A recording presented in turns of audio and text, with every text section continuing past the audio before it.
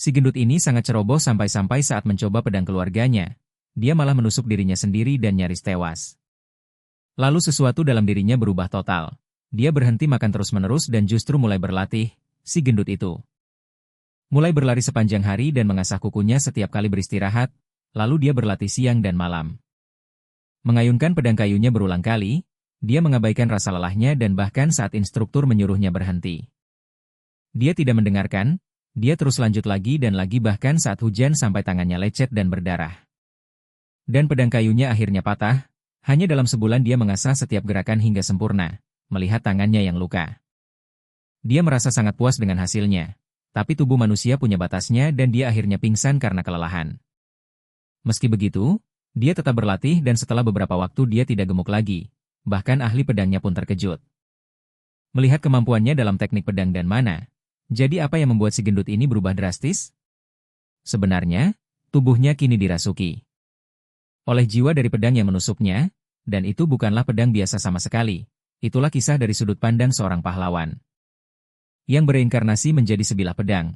Selama berabad-abad dia telah digunakan oleh banyak legenda. Tapi ikatan paling berarti yang pernah dimiliki pedang ini hanyalah dengan satu orang, pahlawan bernama Lauenberg, meski pria ini berasal dari keluarga petani miskin. Dia meraih gelar Santo Pedang melalui tekad baja dan menggunakan bilah megah ini, meskipun pedang tersebut telah berpindah tangan berkali-kali. Lauenberg adalah satu-satunya yang dia anggap sebagai teman sejati. Mereka berkelana dari satu benua ke benua lain, menghabiskan waktu puluhan tahun menjelajahi dan menyucikan dunia bersama. Akhirnya tibalah hari untuk menghadapi bos terakhir.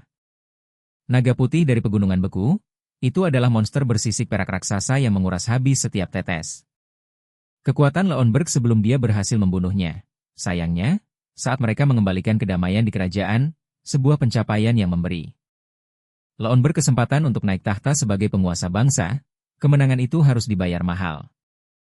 Dengan dunia yang kembali damai dan indah, pedang itu akhirnya diistirahatkan setelah berabad-abad membantai monster. Itu diwariskan melalui garis keturunan Lauenberg selama beberapa generasi, tapi tak ada penerus yang bisa mengisi kekosongan di hati sang pedang yang ditinggalkan sahabat tercintanya. Dengan setiap pangeran yang datang di generasi berikutnya, mereka tumbuh semakin tidak kompeten dan loyo. Mediokritas ini mencapai puncaknya ketika pedang tersebut diwariskan kepada pemuda obesitas yang tidak berguna. Saat sang pangeran gendut mengayunkan senjata hak miliknya, pedang itu merasa ngeri. Babi ini adalah bocah kurang ajar yang sama sekali tidak tahu cara mengayunkan bilah pedang. Sang pedang segera memeriksa statusnya dan sebuah jendela sistem menampilkan semua yang perlu diketahuinya tentang bocah itu. Namanya adalah Adrian Lauenberg, bocah obesitas berusia 16 tahun yang benar-benar lemah 7 kali lipat jika hitunganku benar. Dalam istilah yang lebih sederhana, sifat-sifatnya menggambarkannya dengan sempurna sebagai pemalas tak berguna. Dengan stamina yang hampir nol, ditambah lagi dia menderita gangguan sensitivitas mana. Meskipun nama belakang bocah itu jelas menandainya sebagai keturunan Lauenberg, statistik payahnya menunjukkan sebaliknya. Bocah itu sangat lemah hingga kesulitan hanya untuk mengangkat pedang secara tegak. Dia hanya besar omong tanpa tindakan, dan ocehannya yang terus-menerus mulai membuat sang pedang kesal. Setelah merapal nama pahlawan suci, bocah itu mengerahkan seluruh tenaganya untuk mengangkat bilah pedang dan mulai mengayunkan senjatanya tanpa arah, menakuti semua orang di sekitarnya.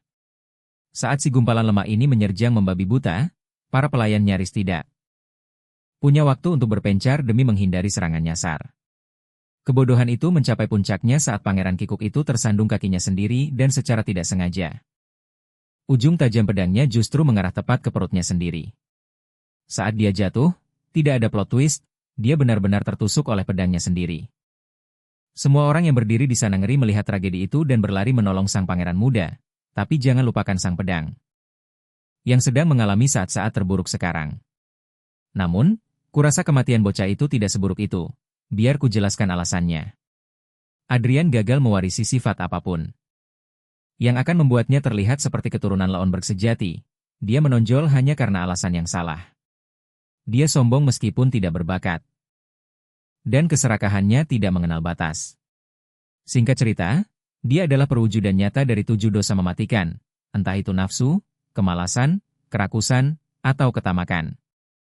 Jika dia menjadi penerus tahta berikutnya, tidak akan ada kerajaan yang tersisa untuk diperintah. Namun, kesalahan konyol yang membuatnya tertusuk itu akan mengubah nasib kerajaan selamanya. Sang pedang akhirnya merasuki tubuh sang pangeran saat tubuh itu kehilangan jiwanya.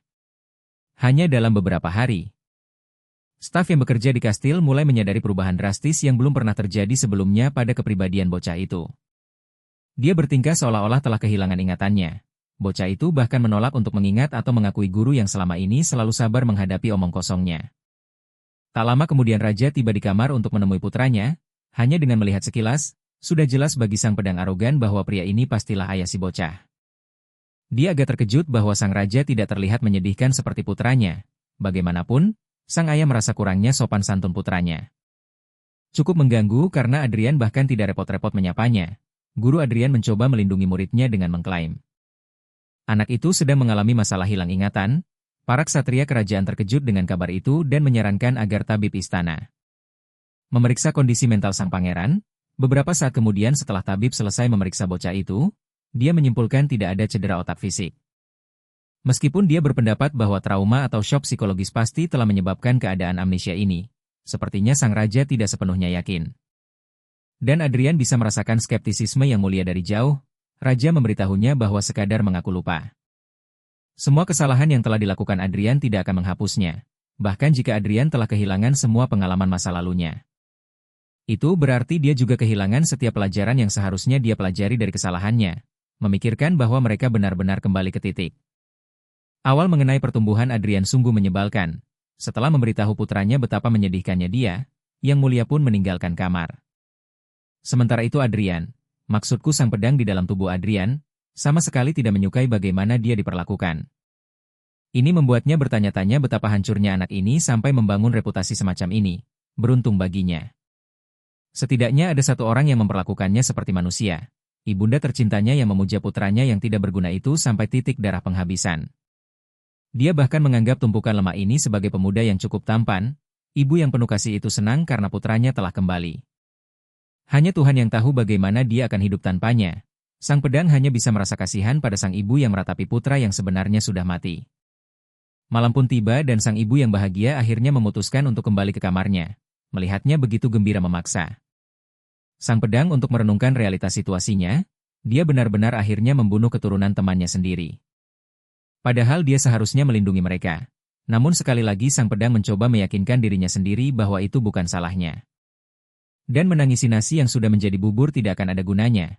Saat ini yang bisa dia lakukan adalah memanfaatkan kesempatan ini untuk memperbaiki keadaan.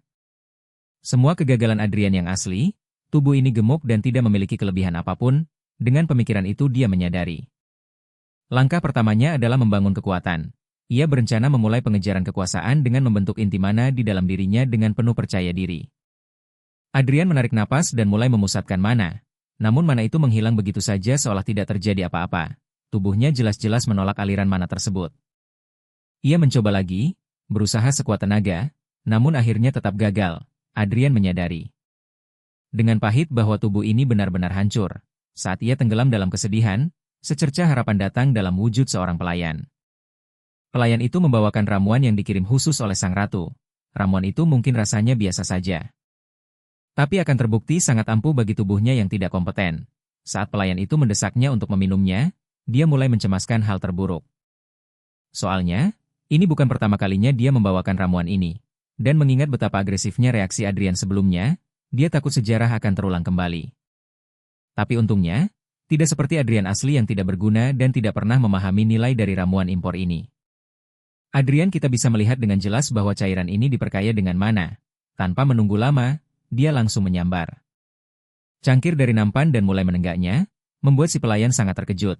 Setelah dia menghabiskan isi mangkuknya, dia dengan tegas menyuruh pelayan itu pergi. Setelah pelayan itu pergi, dia mencoba menyatukan mana di tangannya sekali lagi. Untungnya, ramuan yang dia minum bukanlah tipuan. Meskipun jumlah mana yang mampu dia kumpulkan masih belum cukup. Ia memutuskan untuk bereksperimen lebih lanjut. Ia segera menyusul pelayan yang memberinya ramuan tadi dan bertanya apakah dia punya lebih banyak barang bagus itu. Beberapa hari berlalu, dan seringai serakah di wajah tembam Adrian adalah bukti yang cukup bahwa dia akhirnya berhasil membuat inti mana. Baginya, menciptakan inti mana seharusnya semudah membalikan telapak tangan. Jika bukan karena tubuh lamanya, itulah tepatnya mengapa dia lupa memperhitungkan satu variabel, mana yang tersulut di jantungnya. Mulai menimbulkan rasa sakit yang luar biasa. Bagian dalamnya terasa seperti terbakar dan dadanya seakan mau meledak kapan saja. Ya. Menciptakan inti mana memang selalu menjadi proses yang menyakitkan, dan jika dia gagal bertahan dan kehilangan kesadaran, dia akan celaka. Jadi bocah itu melakukan yang terbaik untuk berkonsentrasi dan menyelaraskan diri dengan mana yang menguasai jantungnya. Akhirnya, dia berhasil mengatasi bagian tersulit dari proses tersebut dan usahanya tidak sia-sia. Ia merasa bangga pada dirinya sendiri bukan hanya karena berhasil menciptakan jantung mana, tapi karena kali ini jantung mana itu miliknya sendiri. Di kehidupan sebelumnya, ia membantu pemiliknya mengendalikan jantung mana, tapi kali ini berbeda dan ia hampir tak bisa membendung kebahagiaannya. Setelah jantung mana selesai, ia menerima notifikasi sistem, jenis yang sama yang dulu dikirim Adrian kepada para penggunanya. Tapi kali ini dialah yang menerimanya. Dengan satu jendela sistem yang muncul, rentetan lainnya menyusul hingga membuat si gendut terkejut. Tubuh lemahnya masih menghalangi potensi penuh dari jantung mana, sehingga ia hanya diizinkan menggunakan beberapa keahlian keren saja. Untuk saat ini ia hanya bisa mengakses dua otoritas, mata ketiga dan telinga ketiga, itu pun hanya dalam batas tertentu.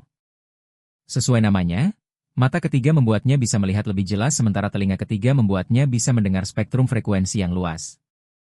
Ia bahkan bisa mendengar para pelayan bergosip tentangnya untuk alasan yang salah, tapi sebelum ia sempat memantau mereka lebih jauh. Rasa lelah yang luar biasa menyelimutinya karena konsumsi mana yang besar membuatnya kehilangan penglihatan. Tentu saja Adrian tidak menyukai pembatasan yang menghambat potensinya ini, dulu saat ia masih berupa pedang.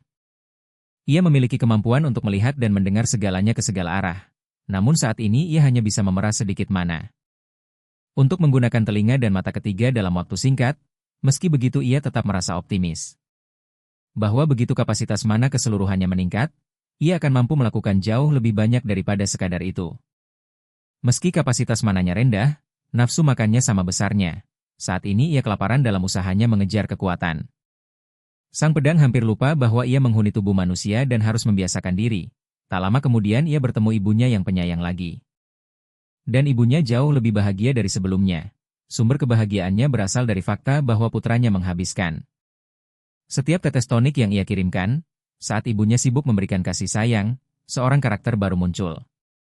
Ketika ibunya bertanya apakah ia mengenali orang ini, Adrian dengan lancang menyangkalnya, padahal pria yang tampak sangat mengintimidasi ini adalah saudara laki-laki ibunya, atau paman Adrian. Sang ibu berharap saudara laki-lakinya itu akan membantu keponakannya memulihkan ingatan yang hilang. Namun sang paman punya sudut pandang berbeda mengenai situasi anak itu. Ingatan yang Adrian miliki awalnya tidak punya arti penting, jadi pada dasarnya sia-sia saja. Berusaha membantu memulihkan koleksi tak berguna itu. Ucapan kasar ini membuat bocah kita sadar bahwa pria ini punya dendam mendalam terhadap Adrian. Untuk saat ini, sang pria hanya bisa menjanjikan satu hal, membantu Adrian membakar lemaknya dan membentuk otot. Mengharapkan dia melakukan apapun di luar kemampuannya saat ini akan terlalu berlebihan. Ya, sang ibu tetap bersyukur meski hanya segini. Sementara itu, cara pria ini menatap bocah kita seperti predator membuat Andra sadar dia bakal tamat di adegan berikutnya. Si malang itu ditendang keras hingga tersungkur ke tanah. Si bajingan itu benar-benar menatap bocah tak berdaya itu seperti serigala lapar. Dia mempertegas aturannya, Adrian tidak diizinkan bernapas sekalipun kecuali sudah diberi izin. Hanya jika dia sedang ingin, barulah dia akan mengajari Adrian ilmu pedang keluarga yang paling didambakan dan sakral. Tentu saja, ini membuat si gendut kita geram bukan main. Bagi seseorang yang bertanggung jawab atas kesuksesan keluarga ini, sungguh memalukan. Melihat orang-orang ini bersikap tidak tahu terima kasih pada sosok yang menciptakan gaya bertarung mereka sendiri. Adrian yang murka bangkit kembali dan bersumpah bahwa dalam 6 bulan dia akan membuat pamannya mengakuinya. Jika gagal, dia rela menjadi boneka keinginan pamannya. Sebaliknya, jika dia menang, dia ingin pamannya mengabulkan satu permintaan. Salah mengira kepercayaan diri bocah itu sebagai keangkuhan. Pria paling sombong di dunia itu langsung menyetujui persyaratan si bocah. Adrian merenungkan situasinya. Meskipun dia sudah sesumbar akan menang, dia tahu betul tubuh ini akan menyiksanya. Sambil menyelimuti tubuhnya dengan mana, dia mulai berlari dengan niat membakar lemak berlebih. Tiba-tiba, sang paman menyadari adanya keberadaan mana di dalam tubuh Adrian, yang membuatnya sangat terkejut. Dia segera menghentikan lari Adrian untuk mengajukan pertanyaan penasaran. Apakah dia sudah membentuk jantung mana? Jagoan kita tidak menyia-nyiakan kesempatan ini untuk menyombongkannya karena dia sangat ingin pamannya merasa kaget. Ternyata pamannya memang kecewa, tapi bukan karena alasan yang kalian duga. Dia kesal dan bertanya-tanya siapa yang menyarankan. Dia sampai mengembangkan jantung mana, karena kenyataan pahitnya adalah ini teknik yang hanya diperuntukkan bagi tentara bayaran kelas rendah. Nah, itu dia. Semua kepercayaan diri bocah kita hancur seketika oleh satu fakta itu. Ilmu yang dia pelajari ternyata tidak berharga sama sekali. Beberapa saat kemudian, kepercayaan dirinya yang sempat membesar seperti perutnya kini kempis, dan dia mulai panik saat merenungkan kata-kata pamannya. Pamannya memamerkan kekuatannya dengan membentuk cincin mana dan menghantam Adrian dengannya. Satu serangan itu menghancurkan segalanya. Mana yang selama ini sangat diandalkan pemuda kita, teknik yang digunakan pamannya, yaitu rantai mana, bisa digunakan untuk menghancurkan aura yang dihasilkan oleh jantung mana. Terlebih lagi, teknik ini jauh lebih mudah dan stabil untuk digunakan, bahkan keluarga Count Eli, yang berpegang teguh pada tradisi jantung mana jatuh bangkrut seabad yang lalu, kini tidak ada lagi yang mencoba menggunakan jantung mana. Dengan fakta baru ini, Adrian terpaksa mundur untuk mempelajari teori dasar tentang rantai mana. Berikut sedikit pemahaman tentang bagaimana penggunaan mana dikategorikan. Para penyihir sering mengandalkan lingkaran mana, sedangkan para ksatria menjalin rantai mana. Peringkat ksatria ditentukan oleh jumlah rantai yang bisa mereka jalin. Alam pertama adalah rantai tunggal, lalu rantai ganda, dan seterusnya hingga mencapai ranah rantai pentas setelah menyerap. Pengetahuan paling relevan mengenai dunia ini, dia menyadari bahwa pamannya ternyata tidak sedang membual. Dia juga membaca kata kunci yang tidak asing di buku itu, Altrigen. Mengingat masa lalu, Adrian teringat saat seorang pria bernama Ernest Altringan datang mencarinya. Pria itu memiliki ilmu aneh yang bukan ilmu pedang maupun sihir. Renungan ini menyunggingkan seringai di wajah pemuda kita, seolah dia sudah tahu apa yang harus dilakukan selanjutnya. Hari baru tiba dengan kepercayaan diri baru. Di luar, saat pemuda kita melakukan peregangan untuk latihan, pamannya datang dan bertanya apakah dia sudah membaca buku yang diberikan semalam. Jika ya, maka Adrian pasti sudah menyadari betapa bodohnya dia karena membuat jantung mana. Namun, bertolak belakang dengan ekspektasi sang senior. Kepercayaan diri pemuda kita pada jantung mananya telah kembali, bahkan berlipat ganda. Pria itu memarahi dan bertanya apakah dia memang sebodoh itu atau hanya pura-pura tebal muka. Adrian memutuskan untuk membiarkan tindakannya yang berbicara. Dia mulai memancarkan mana dan mengoreksi pamannya, menyatakan bahwa jantung mana yang berbeda memiliki mekanisme kerja yang berbeda pula. Seperti dugaan, pamannya tidak menganggap kata-katanya serius sedikit pun dan mengira Adrian hanya bersikap seperti tentara bayaran kerdil yang keras kepala dan terlalu percaya diri. Tentara bayaran yang sama itu benar-benar gagal melampaui dua rantai sebelum akhirnya tumbang. Meski begitu dia memberikan tantangan terbuka kepada Adrian. Jika dia pikir dia memang berbeda, maka dia bisa membuktikan dirinya dengan mengalahkan ksatria rantai ganda. Jika dia berhasil melakukannya, sang paman berjanji untuk menjadi walinya sesuai keinginan ibunya. Namun, Adrian malah mencoba memancing emosi pamannya. Bertanya-tanya apakah memiliki paman sebagai wali benar-benar menguntungkan. Ucapan ini terdengar seperti penghinaan serius terhadap kehormatan sang ksatria. Sosok yang menyatakan dirinya sebagai bangsawan kerajaan, komandan pasukan utara, pemimpin Black Lancers, dan salah satu dari 5 singa perak pengabdi yang mulia. Seorang ksatria yang telah merajut 4 cincin, ksatria rantai 4. Dia tidak akan menoleransi kelancangan yang mempertanyakan kompetensinya. Pria mengerikan itu mulai melepaskan mana dalam jumlah besar yang begitu hebat hingga menghancurkan tanah di bawah kakinya demi membuktikan ucapannya. Dia berharap ini cukup untuk membuktikan kemampuannya. Pria ini memang bukan tandingan sembarangan, dan Adrian menyadarinya dengan cara yang sulit. Sebelum sang paman memperkeruh situasi hingga mengancam nyawa sang pangeran muda, para ksatria yang berdiri di dekatnya tidak punya pilihan selain menghunuskan senjata mereka ke arah sang count. Risikonya besar, dan Adrian akhirnya sadar bahwa ini akan membutuhkan upaya yang jauh lebih besar dari dugaannya. Tak lama kemudian, Adrian tergeletak di lantai seperti sekarung gandum. Kelelahan karena latihan kardio berat yang dia jalani untuk membuang semua lemak tak diinginkan yang menempel di tubuhnya. Bayangan sombong sang count terus muncul di ingatan bocah itu. jika dia gagal mengalahkan ksatria rantai ganda. Si brengsek berwajah penuh luka itu akan mempermalukan dan meremahkannya seumur hidup. Saat bocah kita kembali ke kamarnya, dia tiba-tiba disambut oleh tabib yang sudah menunggunya. Selagi sang tabib berusaha melakukan basa-basi dan salam manis, si gemuk menyuruhnya langsung ke inti masalah. Ternyata pria ini diperintahkan oleh ratu untuk mengobati pangeran muda agar pulih lebih cepat. Tapi bocah kita menghindari mantra penyembuhan itu dan mengusir pria itu dari kamarnya karena dia tidak tertarik pada penyembuhan ajaib. Lagi pula, sihir penyembuhan bekerja seperti pembalikan waktu.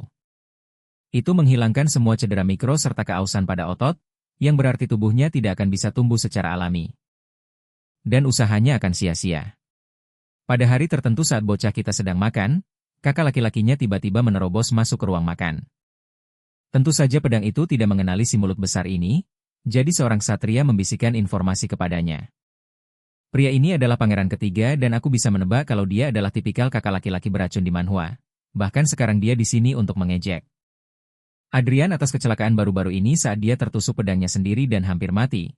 Tentu saja jagoan kita tidak tertarik menanggapi sindiran murahan itu dan ingin kakak gadungannya melakukan sesuatu yang lebih produktif dengan waktunya. Kakak yang suka memancing emosi itu malah terpancing sendiri dan memutuskan untuk beralih ke rumor berikutnya yang dia dengar. Kabarnya Adrian bertaruh dengan Count Belhart, dan karena taruhan itu melibatkan jagoan kita melawan ksatria rantai ganda. Si kakak licik dan jahat itu sukarela menjadi lawannya. Jagoan kita tidak tahu siapa bajingan bodoh ini. Yang dia pikirkan hanyalah kenapa keturunan keluarga ini semuanya menyebalkan. Yang baru saja mengejeknya adalah pangeran ketiga. Pangeran Giliane, yang dikenal karena bakat pedangnya. Si jenius ini membentuk 2 cincin pada usia 4 tahun, jadi dia adalah kekuatan yang patut diperhitungkan. Seorang pelayan datang menyela keributan itu dan menunjukkan tumpukan surat untuk Adrian. Jagoan kita bingung kenapa surat-surat ini datang kepadanya padahal sebelumnya tidak ada yang peduli padanya. Tiba-tiba perhatiannya tertuju pada isi surat-surat tersebut. Banyak surat yang meminta duel dengan sang pangeran, beberapa bahkan menawarkan diri untuk menjadi rekan latih tandingnya. Singkat cerita, semua orang ini sebenarnya sedang merencanakan siasat untuk menghajar sang pangeran secara cuma-cuma. Jagoan kita sangat marah melihat keberanian orang-orang ini. Untuk membantu melampiaskan kekesalan mereka, dia memanggil pelayan ini dan memerintahkannya mencatat semua nama pengirim surat tersebut. Di adegan berikutnya, dia sedang berlatih saat tiba-tiba Komandan Utara melemparkan pedang kayu kepadanya. Karena sangat yakin bahwa sang pangeran harus dilatih ilmu pedang. Dia tidak ingin disalahkan hanya karena tidak bisa mengajar sang pangeran. Adrian membungkuk mengambil senjata itu dengan sedikit kesal. Karena pria ini tidak memberikan pedang itu dengan sopan, tapi saat itulah sesuatu terjadi.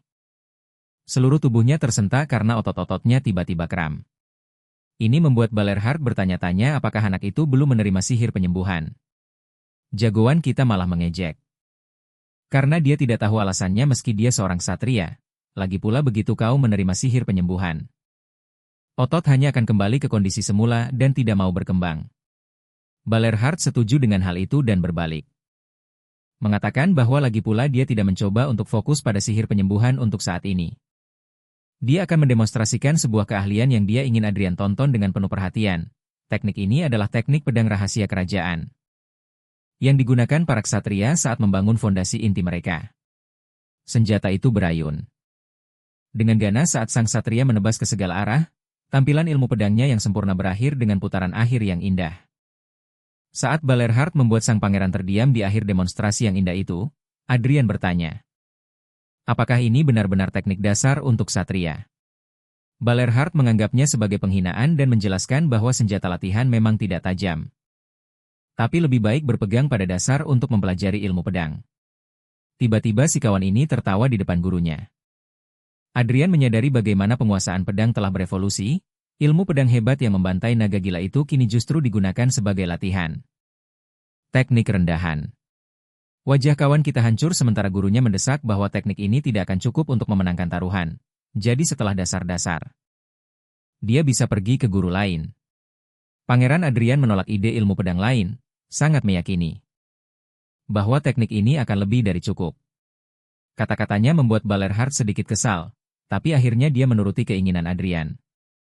Kembali ke sesi latihan, anak kita sedang melatih ayunan pedangnya, menganalisis mengapa teknik pembantai naga diperlakukan sebagai teknik rendahan. Dia mengerti bahwa alam memang seharusnya berevolusi ke arah ini.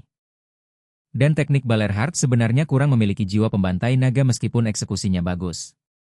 Orang-orang yang menolak jantung mana akhirnya lupa cara mengalirkan jiwa mereka sendiri ke dalam pedang sehingga mereka tidak mungkin mengerti nilai dari teknik pembantai naga. Saat dia sedang melamun, Balerhard membenturkan pedangnya ke arah Adrian. Memperbaiki kuda-kudanya dan menasihatinya agar menyalurkan kekuatan ke bilah pedang, bukan ke lengan. Dia memukul perut sang pangeran lalu kakinya, memaksa dia memperbaiki postur agar membagi kekuatan secara merata dan tepat ke senjatanya. Adrian tahu gurunya benar sekali. Tubuhnya saat ini sangat lemah untuk mencoba meniru teknik itu. Teknik yang sama seharusnya bukan sekadar sampah tak berguna, dan dia ingin membuktikannya kepada dunia lewat tindakannya sendiri. Hari-hari berlalu seiring sesi latihan keras pemuda kita berlanjut. Sebulan latihan ketat berlalu saat sistem memberinya selamat. Karena berhasil menyelesaikan misi, kini tingkat obesitas parahnya telah berkurang menjadi obesitas normal.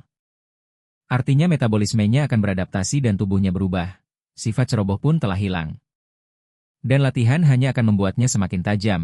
Kapasitas mana miliknya juga tumbuh seiring menghilangnya. Gangguan sensitivitas mana, Adrian makin percaya diri di setiap ayunan, sadar dia telah melangkah jauh dibanding sebulan lalu. Seluruh pola pikirnya adalah menyempurnakan tekniknya 1% lebih baik setiap hari. Dia pun kembali melamun. Pedang Adrian dihancurkan oleh gurunya yang sudah berkali-kali menyuruhnya berhenti. Mereka berdiri membisu di bawah hujan deras. Saat tangan sang pangeran menunjukkan tanda kelelahan, darah menetes dari genggamannya yang memar selagi dia menatap pamannya, bertanya-tanya apa yang terjadi. Adrian menatap kembali boneka latihan di depannya. Bagaimana dia benar-benar menebas kedua lengannya dengan satu tebasan. Anak itu terdiam saat Ballard membentaknya karena bertindak bodoh dan bisa saja menyebabkan kerusakan fatal jika dia memegang pedang sungguhan. Tangan Adrian penuh kapalan dan luka. Sistem memberinya hadiah atas konsentrasi ekstremnya dengan sifat super konsentrasi. Ini adalah hadiah positif, dan dalam pikiran terakhirnya sebelum pingsan. Karena kelelahan, pemuda kita berpikir bahwa dia bisa saja terbunuh tadi. Ballard menangkap muridnya itu, menatap wajahnya. Sambil mengomentari betapa keras kepalanya sang pangeran. Di adegan berikutnya, anak itu terbangun di tempat tidur, sadar dia tumbang saat latihan. Dia benar-benar memaksakan tubuhnya saat ini melampaui batas, mengingat masa saat dia masih berupa pedang, betapa sempurnanya dia dulu. Penggunanya dulu adalah pahlawan perang tanpa nama, sang master pedang, raja tentara bayaran, dan bahkan pendiri kerajaan. Dia sendirian memimpin perang menuju kemenangan, membunuh monster tak terhitung, dan membuka jalan bagi para pahlawan, Gruhorn. Selalu menjadi penasihat dan guru yang hebat, dan itulah sebabnya dia ingin terus mengayunkan senjatanya. Sampai dia bisa mencapai kondisi sempurna itu lagi dengan mencurahkan segala upayanya, namun tubuhnya saat ini masih terlalu lemah. Dan akan hancur jika dia tidak beristirahat dengan benar. Sebulan telah berlalu sejak dia menciptakan jantung mana dan dia telah mengumpulkan gumpalan mana selama itu. Sambil bermeditasi, sang pangeran mempersiapkan dirinya untuk level berikutnya, level yang sudah siap diakses oleh sistemnya. Tubuhnya kini bisa bebas mengakses lebih banyak mana dalam ekspansi dan evolusi jantung mana miliknya, struktur fisik tubuh yang sama. Juga menyesuaikan diri untuk mengakomodasi jantung mana, memberikan manfaat fisik di akhir prosesnya. Jantung mana Adrian terstimulasi menuju keberhasilan. Untuk segera mengujinya, dia meraih pedangnya dan melakukan satu ayunan.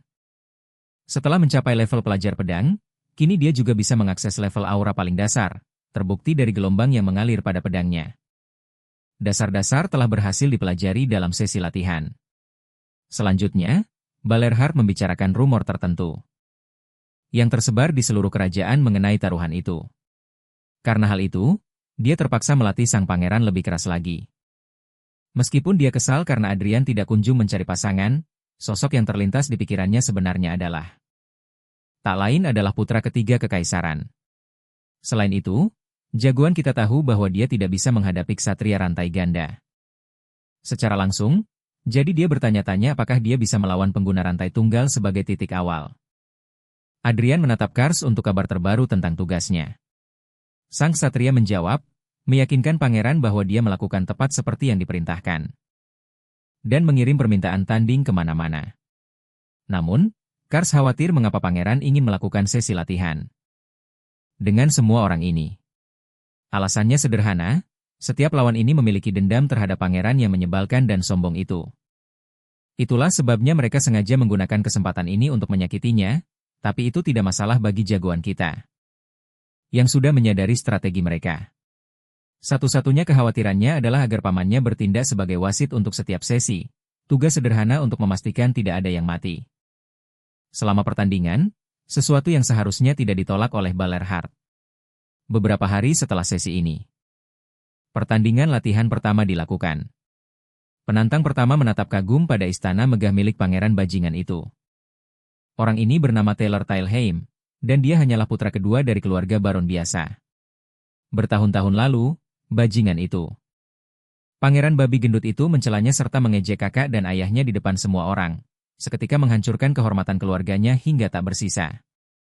Sejak saat itu, keluarga Tailheim kehilangan rasa hormat dan menjadi bahan ejekan, itulah sebabnya dia datang ke sini untuk menuntut balas melawan pangeran sombong itu dalam pertarungan ini. Tak lama setelah bertemu sang pangeran dan menyapanya dengan sangat hormat, Taylor menunjukkan levelnya. Sebagai ksatria magang rantai tunggal, meski dia melakukan perkenalan yang terlalu lama untuk sebuah pertandingan yang tidak resmi. Jagoan kita bahkan menyindirnya dan menyebutnya lemah, yang mengonfirmasi kepada Taylor betapa sombongnya pangeran ini sebenarnya. Balerhard menyadari kebencian dan amarah pemuda itu, lalu memerintahkannya untuk menenangkan diri karena pertarungan bahkan belum dimulai. Si kawan ini berubah dari mesin pembunuh menjadi penggemar berat seketika setelah melihat Komandan Utara berdiri di depannya. Bahkan jagoan kita berpikir pamannya lebih layak menyandang gelar pangeran sejati daripada dirinya sendiri, yang kemudian disahut Balhard dengan mengejeknya sebagai bocah bangsawan brengsek di masa lalu. Bagaimanapun, kedua petarung diminta bersiap karena pertarungan akan dimulai. Keduanya saling menatap tajam, dan Taylor adalah orang pertama yang melepaskan auranya. Berlaga percaya diri dengan senyumnya saat dia menerjang maju untuk menghukum sang pangeran. Dia melakukan tebasan udara, tapi hanya dengan sekilas pandang. Adrian mengkritik beberapa gerakan sia-sia dari ksatria magang tersebut. Dengan santai, dia akhirnya menangkis serangan itu. Mengejutkan si ksatria magang dengan pertunjukan jantung mana miliknya. Taylor melompat mundur untuk menjaga jarak sambil mempertanyakan, bagaimana mungkin sebuah jantung mana mampu menangkis rantai mana? Pengamatannya sebenarnya benar. Kecuali fakta bahwa Taylor hanya menggunakan satu rantai. Perbedaannya tidak besar dan hanya membuat sang pangeran merasa kesemutan. Menariknya, para penonton mulai mendengar suara unik yang terpancar dari pedang itu, suara yang bahkan membuat paman si bocah tertegun. Fenomena ini disebut tangisan pedang. Taylor sangat tidak percaya pada kemampuan sang pangeran hingga dia secara impulsif menerjang maju lagi. Serangan ini lebih berat dari yang sebelumnya, tapi jagoan kita mempertahankannya dengan baik. Serangan itu berubah menjadi adu pedang yang sengit. Bentrokan antara kedua petarung, bila pedang mereka saling bertukar serangan saat masing-masing mundur.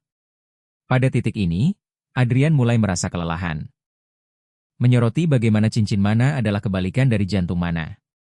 Hanya satu konfrontasi saja, baru saja membuatnya merasa mana miliknya seakan mau hancur dan bergejolak di saat yang sama. Ekspresi lawannya pun sangat menarik untuk dilihat. Adrian ingat posisi Taylor sebagai putra kedua dan mengejeknya. Karena terlalu keras kepala mengikuti emosi, sementara jagoan kita menenangkan diri dan masuk ke konsentrasi yang lebih dalam. Adrian merapal mantra kebangkitan karena meski pedangnya disebut ajaib atau sakti, itu adalah bagian dari jiwanya, Manahart secara resmi. Menerima kehendak besarnya saat warna pertama meresap ke dalam Manahart yang tak berwarna, kehendak Dragon Slayer yang tertidur resmi dipanggil, menyatukan memori pedang dengan jantung yang khusus. Dirancang untuk membantai naga. Skill Heart of the Dragon Slayer pun aktif saat Adrian berubah ke wujud naga. Tubuhnya kini dibantu oleh kehendak naga sebagai bagian dari kekuatan pedang Dragon Slayer. Dari kejauhan, pangeran yang dulunya tak berdaya kini tampak seperti perwujudan kematian saat aura merah terpancar darinya. Taylor ketakutan hanya dengan melihatnya. Sementara Balerhard menuntut duel dihentikan. Dengan penuh tekad, sang pangeran melesat maju untuk membantai lawannya. Dalam kilas balik, terungkap bahwa sang pangeran mengajukan permintaan khusus kepada pamannya untuk menghentikannya jika dia mencoba membunuh lawan. Itulah yang terjadi saat ini, memaksa Komandan Utara itu masuk dan mengaktifkan skill untuk melumpuhkan sang pangeran. Bocah itu terpental ke dinding, tapi setidaknya Balerhard bisa menghentikannya tepat waktu.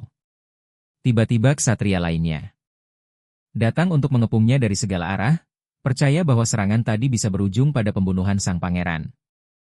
Itu pelanggaran berat, tapi jagoan kita segera bangkit untuk menghentikan mereka semua agar tidak mengganggu gurunya.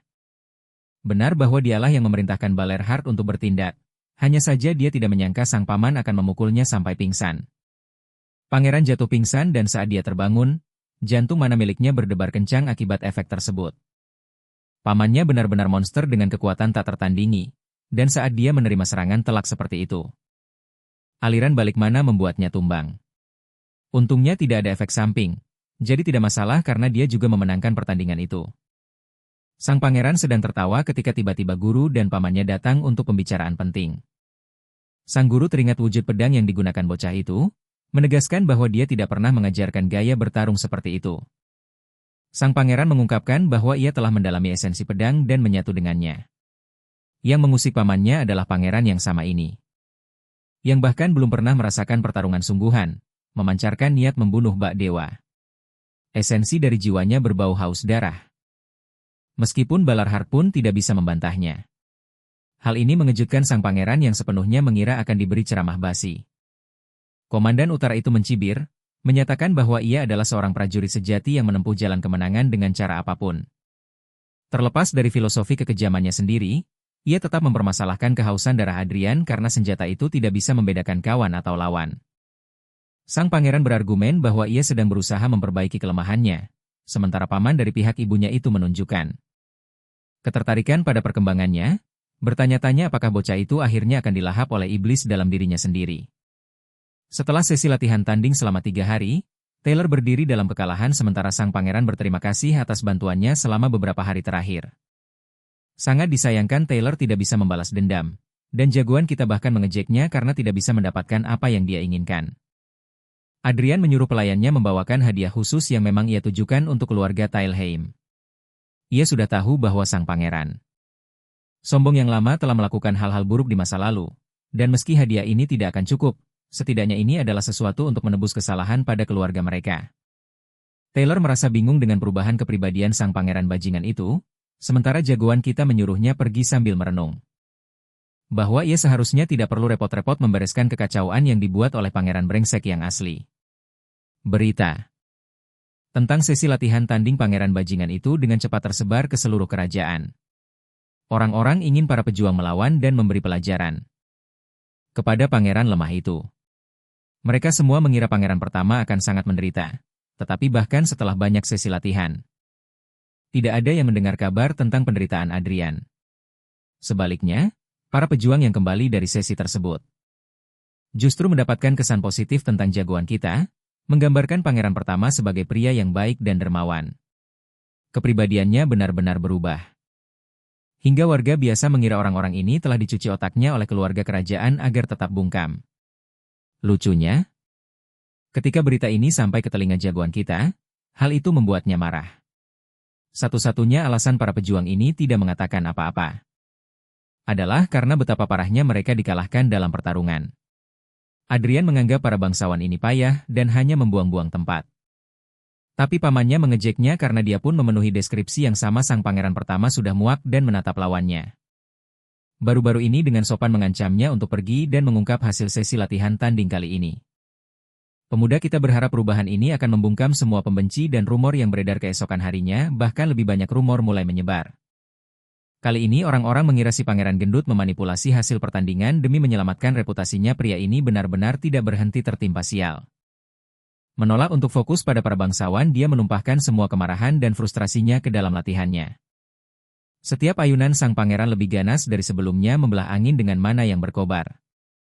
Jantung mana miliknya membara penuh gairah saat dia berpaling ke Chous untuk bertanya tentang lawan tanding yang tersisa. Sang satria menjelaskan bahwa dia akan menemui lawan terakhirnya hari ini. Sang pangeran pertama sudah mencapai level di mana ksatria magang bukan lagi tandingannya, tapi Chous meyakinkannya bahwa lawan terakhir ini adalah seorang ksatria sungguhan yang telah menguasai pedangnya. Ksatria ini tidak puas dengan teknik keluarganya sendiri dan menjadi elit. Yang masuk Ordo Ksatria untuk mengasah pedangnya lebih jauh itu deskripsi yang menarik bagi Adrian saat dia menyambut kedatangan Arwin Kurgayan. Wanita itu berjalan menuju arena pertarungan sementara Ksatria biasa mengingatnya sebagai pejuang dari Ordo Ksatria. Iron Light yang dijuluki sebagai bunga yang mekar di tebing sang mawar berduri. Dan bahkan wanita pematah hati pria dia adalah kecantikan yang elegan dalam setiap langkahnya fakta bahwa pangeran pertama mampu. Menarik perhatiannya adalah sebuah pujian tersendiri saat Arwin yang bertekad menantikan pertarungannya para penonton. Mereka yakin Arwin akan mempermalukan sang pangeran habis-habisan. Iron Lion Knights adalah ordo yang dianggap sebagai kumpulan ksatria elit. Ksatria masa percobaan di antara mereka adalah Arwin, seorang bakat luar biasa. Yang keanggotaannya sudah dikonfirmasi. Pertanyaannya adalah mengapa Adrian menerima lawan yang begitu berbakat tampaknya. Ada semacam kesalahpahaman di antara mereka berdua di masa lalu membuat pemuda kita berpikir bahwa si pangeran sampah pasti telah memancing keributan yang tidak perlu lagi dia bertanya. Pada salah satu pelayannya untuk menceritakan kisah saat dia terlihat bingung, pelayan itu mengungkapkan bahwa si sombong ini sebenarnya pernah melecehkan Arwin. Yang intinya si kawan bakal kena batunya dari Arwin karena dendam mereka sebelumnya. Adrian sudah muak dengan kelakuan buruk sang Pangeran sembrono. Kita bahkan diperlihatkan bagaimana si gendut ini menggerayangi tubuhnya dan dia malah mengejeknya karena mencoba menggunakan ksatrianya. Sebagai milik pribadi, egonya tersinggung. Sang pangeran meledak dan menyebut Arwin jelek. Begitulah kira-kira ceritanya. Benar-benar interaksi khas seorang bajingan dengan seorang ksatria. Tentu saja dengan cara jagoan kita menatap Arwin saat ini. Kata jelek bahkan tidak terlintas di pikiran. Dia merendahkan diri di hadapannya untuk memberi hormat, percaya bahwa dia belum berubah sedikit pun. Sang pangeran mencoba menyelamatkan dirinya, meyakinkan bahwa dia sudah banyak berubah, tapi melihat ekspresi kesalnya saja. Sudah jelas dia bakal babak belur di pertarungan ini. Wasit sekaligus paman klan Balerheart sudah di sini. Dia mengizinkan Arwin memperkenalkan diri dengan benar dan dia pun memberi salam. Balerheart mendesak Arwin untuk berhati-hati. Karena pangeran muda yang perkasa ini punya pedang yang cukup lincah. Bercanda dikesampingkan, duel antara keduanya akan segera dimulai saat kedua peserta mengambil posisi duel resmi dimulai, mengundang tekad dan kedinginan dari kuda-kuda Arwin. Sementara itu jagoan kita senang bisa merasakan tingkat keahlian seorang ksatria sejati. Wanita pembunuh itu melesat beraksi dengan gerakan yang halus. Bentrokan pertama diblokir oleh sang pangeran muda, tapi perbedaan mananya sangat jauh. Hingga menyebabkan aliran balik langsung yang memaksa darah keluar dengan indah, namun terkonsentrasi Arwin terus menyerang untuk memberi hukuman lebih. Keduanya berayun ke sana kemari saling bertukar dan membenturkan pedang jagoan kita terombang-ambing tak berdaya. Memberikan Arwin kendali penuh atas pertarungan, dia mendekat untuk serangan pamungkas, memaksa pangeran pertama mengaktifkan mode pembantai naga. Dan memancarkan haus darah yang memukau ini mengejutkannya dan pedang Arwin berhasil ditepis oleh sang pangeran muda. Dia kembali ke posisi awal terengah-engah dan mengamati gaya pedang sang pangeran. Sedangkan jagoan kita dia juga nyaris tidak bisa bertahan karena meskipun hanya pengguna satu cincin. Arwin berbeda dari yang lainnya. Di saat yang sama Adrian menggunakan keahlian bernama Judgment untuk memanggil status sang ksatria. Mengungkapkan keahlian terkuat dan terlemahnya, bahkan sifat kepribadiannya, fakta bahwa sang pangeran bisa melihat levelnya dari penggunaan keahlian yang terbatas itu. Membuktikan bahwa dia juga bisa menjatuhkannya. Gilgamesh versi hemat ini melepaskan aura merahnya, memicu sang ksatria melakukan hal serupa. Kedua petarung melesat maju, saling mendekat dengan kecepatan tinggi dan menandai dimulainya pertarungan yang sebenarnya. Beberapa menit kemudian kedua pejuang kelelahan di puncak duel mereka. Pertarungan berjalan seimbang sehingga Balerheart turun tangan dan menghentikan pertandingan hari itu, menundanya hingga besok. Sang pangeran berlagak sombong menyatakan dia hampir mengakhirinya. Bahkan Arwin mengejeknya dengan mengatakan hal yang sama. Keduanya arogan dan ingin melanjutkan duel, tapi Balerheart tidak mau duduk diam di sini sepanjang hari dan percaya mereka berdua perlu diobati. Penyembuh datang untuk merawat luka anak-anak kita. Tapi Adrian terlalu sibuk memelototi Arwin yang juga menunjukkan ketidaksukaan yang sama. Keduanya berbalik arah. Berbagi pemikiran yang sama untuk tidak kalah dari satu sama lain. Hari kedua berakhir dengan jalan buntu yang sama dan pada hari ketiga kedua pejuang menolak menyerah. Arwin cukup terampil, jadi fakta bahwa pangeran bertahan selama ini menunjukkan dia juga terampil. Sebelum ronde 3 dimulai, Adrian membagikan sesuatu yang ingin dia katakan padanya. Dia bertanya-tanya apakah dia akan minta maaf. Menolak hal itu karena harga dirinya sebagai ksatria telah terluka dan dia ingin merebutnya kembali dengan benar. Meski itu terpuji, sang pangeran tidak pernah terpikir untuk minta maaf sejak awal. Sebaliknya dia menyarankan ide taruhan karena keduanya menolak untuk mundur. Imbalannya sederhana, yang kalah akan mengabulkan satu permintaan pemenang. Permintaan apapun, tidak peduli seberapa besarnya. Para ksatria dengan cepat mencoba membatalkan keputusan ini, percaya bahwa itu terlalu berbahaya bagi pangeran keluarga kerajaan. Adrian membungkam mereka dan menanyakan pendapat Arwin. Sang ksatria menyoroti posisinya sebagai salah satu ksatria keluarga kerajaan. Itulah sebabnya dia tidak bisa menerima syarat seperti itu dalam keadaan normal, di saat yang sama karena dia diberikan kesempatan penuh untuk mengambil peluangnya. Dia senang menerima taruhan itu. Adrian menyukai pilihannya dan menghadapinya di ronde 3. Kedua petarung mengayunkan pedang mereka dengan liar berharap bisa mematahkan semangat lawan terlebih dahulu. Disinilah Adrian akhirnya menggunakan gerakan yang sangat berani dan cepat hingga membuat ksatria jenius itu terpaku. Dia tidak percaya betapa cepatnya dia berkembang. Hanya dalam satu hari, seolah-olah dia selalu menyembunyikan kekuatan aslinya, para petarung beradu tanpa henti. Menari di sepanjang arena, hanya saja kali ini keadaan berbalik.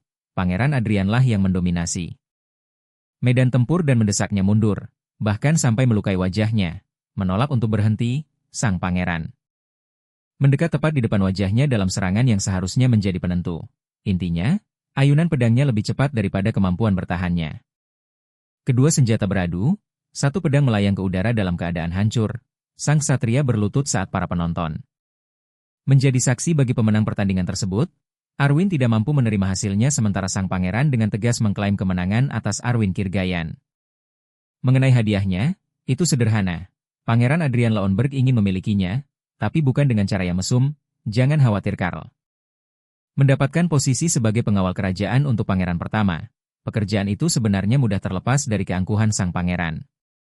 Tidak ada tantrum saat itu, dan melihatnya sekarang, Karl teringat latihan keras yang dilakukan putra mahkota bahkan di tengah badai. Dedikasinya membuahkan kehancuran total pada boneka latihan, dan saat itu ia melihat kehausan yang luar biasa akan pertempuran di wajahnya. Pada saat itulah pengawal kerajaan tahu bahwa Adrian ditakdirkan untuk kejayaan. Kembali ke situasi saat ini, para pengawal lainnya merasa ngeri, termasuk Karl. Memiliki seseorang adalah hal yang keji, terutama seorang ksatria. Arwin mempertanyakan apakah itu yang sebenarnya diinginkan sang pangeran.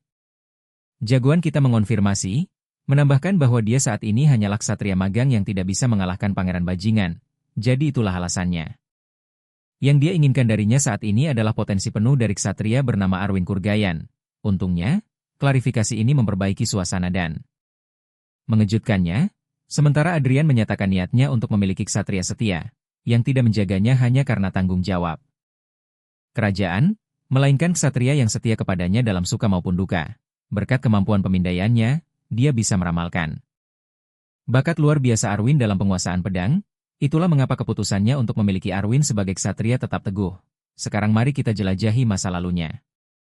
Saat versi muda Arwin rindu menjadi seorang ksatria, dia adalah salah satu yang terbaik di antara yang terbaik untuk usianya, dan terlepas dari bakatnya. Tidak ada yang memberinya pengakuan yang layak, jadi dia bekerja lebih keras lagi, 2 kali lebih keras untuk mengalahkan setiap lawan di setiap pertarungan. Setelah mengalahkan setiap anggota magang yang dia kenal, dia membanggakan hasil yang luar biasa bahkan setelah segalanya. Dulu mereka tidak mengakuinya sebagai ksatria sejati, namun kini dia mulai mendapatkan apresiasi yang layak.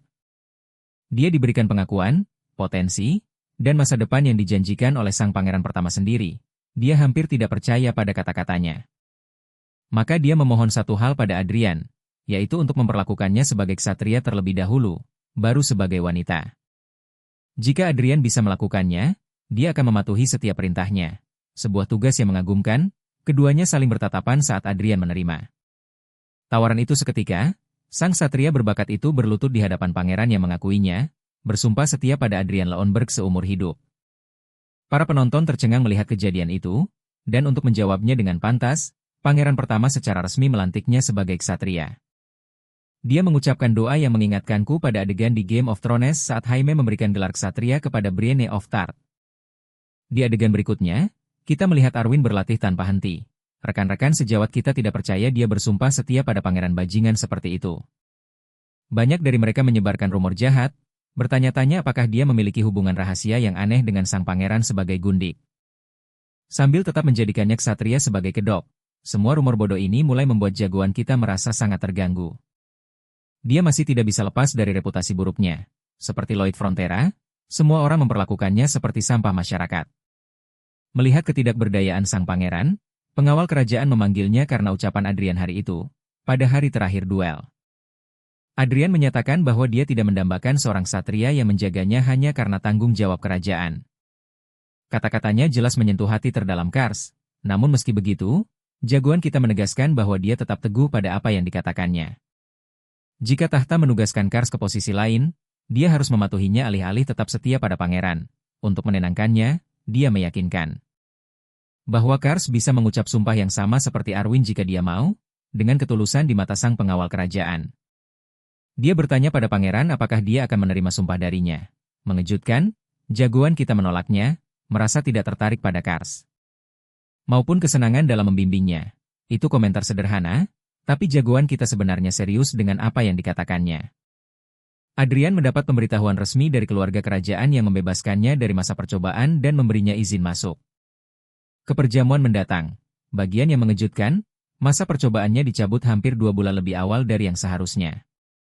Jadi meskipun awalnya Raja marah, sesuatu membuatnya berubah pikiran. Sang pangeran sama sekali tidak tahu apa yang ada di kepala pria itu. Dan sejujurnya dia tidak peduli soal masa percobaan yang akan berakhir. Lagi pula dia memang tidak berniat meninggalkan istana. Jadi itu hampir tidak berpengaruh baginya.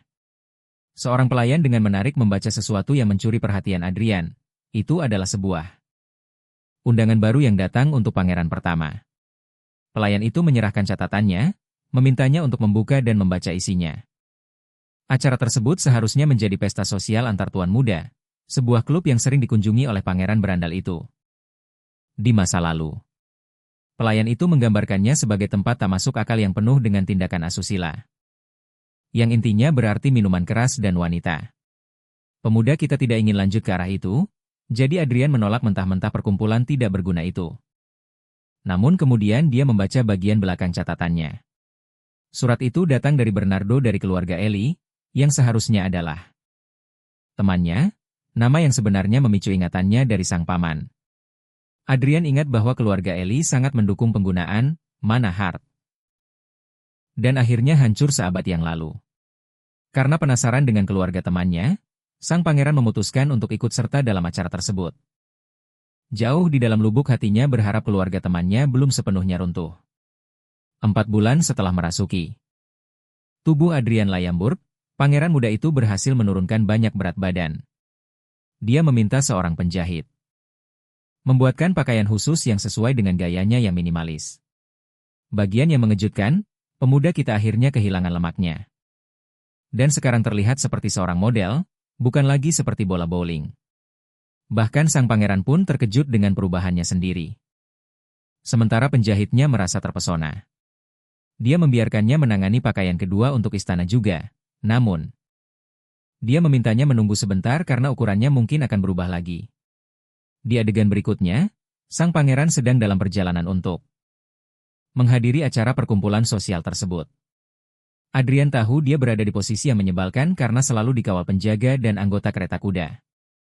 Ini adalah pengalaman yang melelahkan, hingga tiba-tiba dia menyadari ada bekas luka di leher pelayannya. Ternyata itu karena ketidaksigapannya. Dia melakukan sesuatu dan pangeran gendut bajingan itu menghukumnya. Adrian benar-benar membenci pangeran lama karena telah mentrauma orang-orang. Meskipun sudah sering melihatnya, dia bahkan tidak pernah menanyakan nama pelayan itu, jadi dia langsung bertanya dan mengetahuinya bahwa sebenarnya dia adalah Adelia Biron. Nama Biron terlintas di benak Adrian karena keluarga itu nyaris tak tercatat di registrasi bangsawan. Dulu, saat kota-kota bahkan belum ada, banyak ras berkembang selain manusia. Umat manusia dirampok dan dibunuh karena dianggap lemah. Namun datanglah era di mana manusia menjadi penyelamat nasib mereka sendiri di akhir perang besar. Bangkit sebagai spesies terkuat di benua itu, yang paling menonjol di antara mereka disebut sebagai 5 pemilih. Dan dari kelima pahlawan itu, salah satunya menghunus pedang Gruhorn, seorang wanita yang menantang sekumpulan monster raksasa. Memikirkan apa yang akan dia dan pedang setianya lakukan setelah perang usai, dia melompat ke pertempuran untuk memenggal Edea dengan sengit. Raja para raksasa itu tewas dengan satu tebasan, menandai berakhirnya era eksploitasi dan memberinya gelar Markuis Pedang Berdarah Besi. Agnes Biron, dia adalah sosok unik yang mengumpat pada monster dan membantai mereka habis-habisan. Memaki di setiap kalimat, merangkai kata kasar menjadi combo dan merapalkannya lebih cepat dari Eminem. Bahkan Gruhorn saat itu merasa tidak nyaman. Oleh makian wanita itu, sang pedang trauma hanya dengan mengingatnya, Tapi dia tertegun melihat keturunannya kini duduk di depan matanya. Hal itu membuatnya bertanya-tanya apa yang terjadi pada keluarga Biron hingga turun kasta. Karl lalu memberitahu bahwa mereka telah sampai. Jagoan kita turun dari kereta dan berniat untuk mengobrol lebih serius dengan Adelia nanti. Sembari membingungkan pelayan dan pengawal kerajaannya, seorang pria berambut perak menyambut sahabat tercintanya. Ini adalah Bernardo dari keluarga Eli. Dia menyatakan rasa terima kasih yang mendalam pada sang pangeran dan perubahannya. Anehnya, Adrian menyadari sesuatu yang menarik, memicu rasa penasaran Bernardo. Jagoan kita meyakinkannya bahwa kedatangannya adalah ide bagus karena malam ini akan sangat menghibur. Adegan beralih ke sebuah klub malam. Para berandalan mabuk saling bergumam dan menggoda dengan riang. Pestanya sedang sangat meriah. Namun Bernardo terkejut dengan perilaku sang pangeran. Si bajingan yang biasanya mabuk dan mulai menggoda wanita itu kini berbeda. Kali ini dia hanya diam saja. Aura di sekitar Adrian sangat berbeda dari sebelumnya. Bahkan saat seorang pemabuk datang menghampiri untuk membahas rumor kemenangannya atas Arwin, dia tidak mengucapkan sepatah kata pun. Seluruh pesta mulai membicarakan kemenangan spektakulernya. Dan pria-pria mesum ini penasaran ingin tahu betapa cantiknya sosok Arwin di balik baju zirahnya. Dengan tenang dia bertanya apakah pria itu punya saudara, dan pria itu mengaku memiliki seorang adik laki-laki. Hal ini membuat sang pangeran lega. Kenapa? Karena dia ingin menghabisi bajingan ini dan melayangkan pukulan yang sangat keras. Hingga pria itu terpental. Suasana menjadi tegang, membuat semua orang di sana membeku dalam ketakutan dan syok, bahkan Bernardo. Adrian sangat senang pria ini punya saudara karena sekarang dia bisa menghancurkan masa depan pria ini tanpa memutus garis keturunan keluarganya.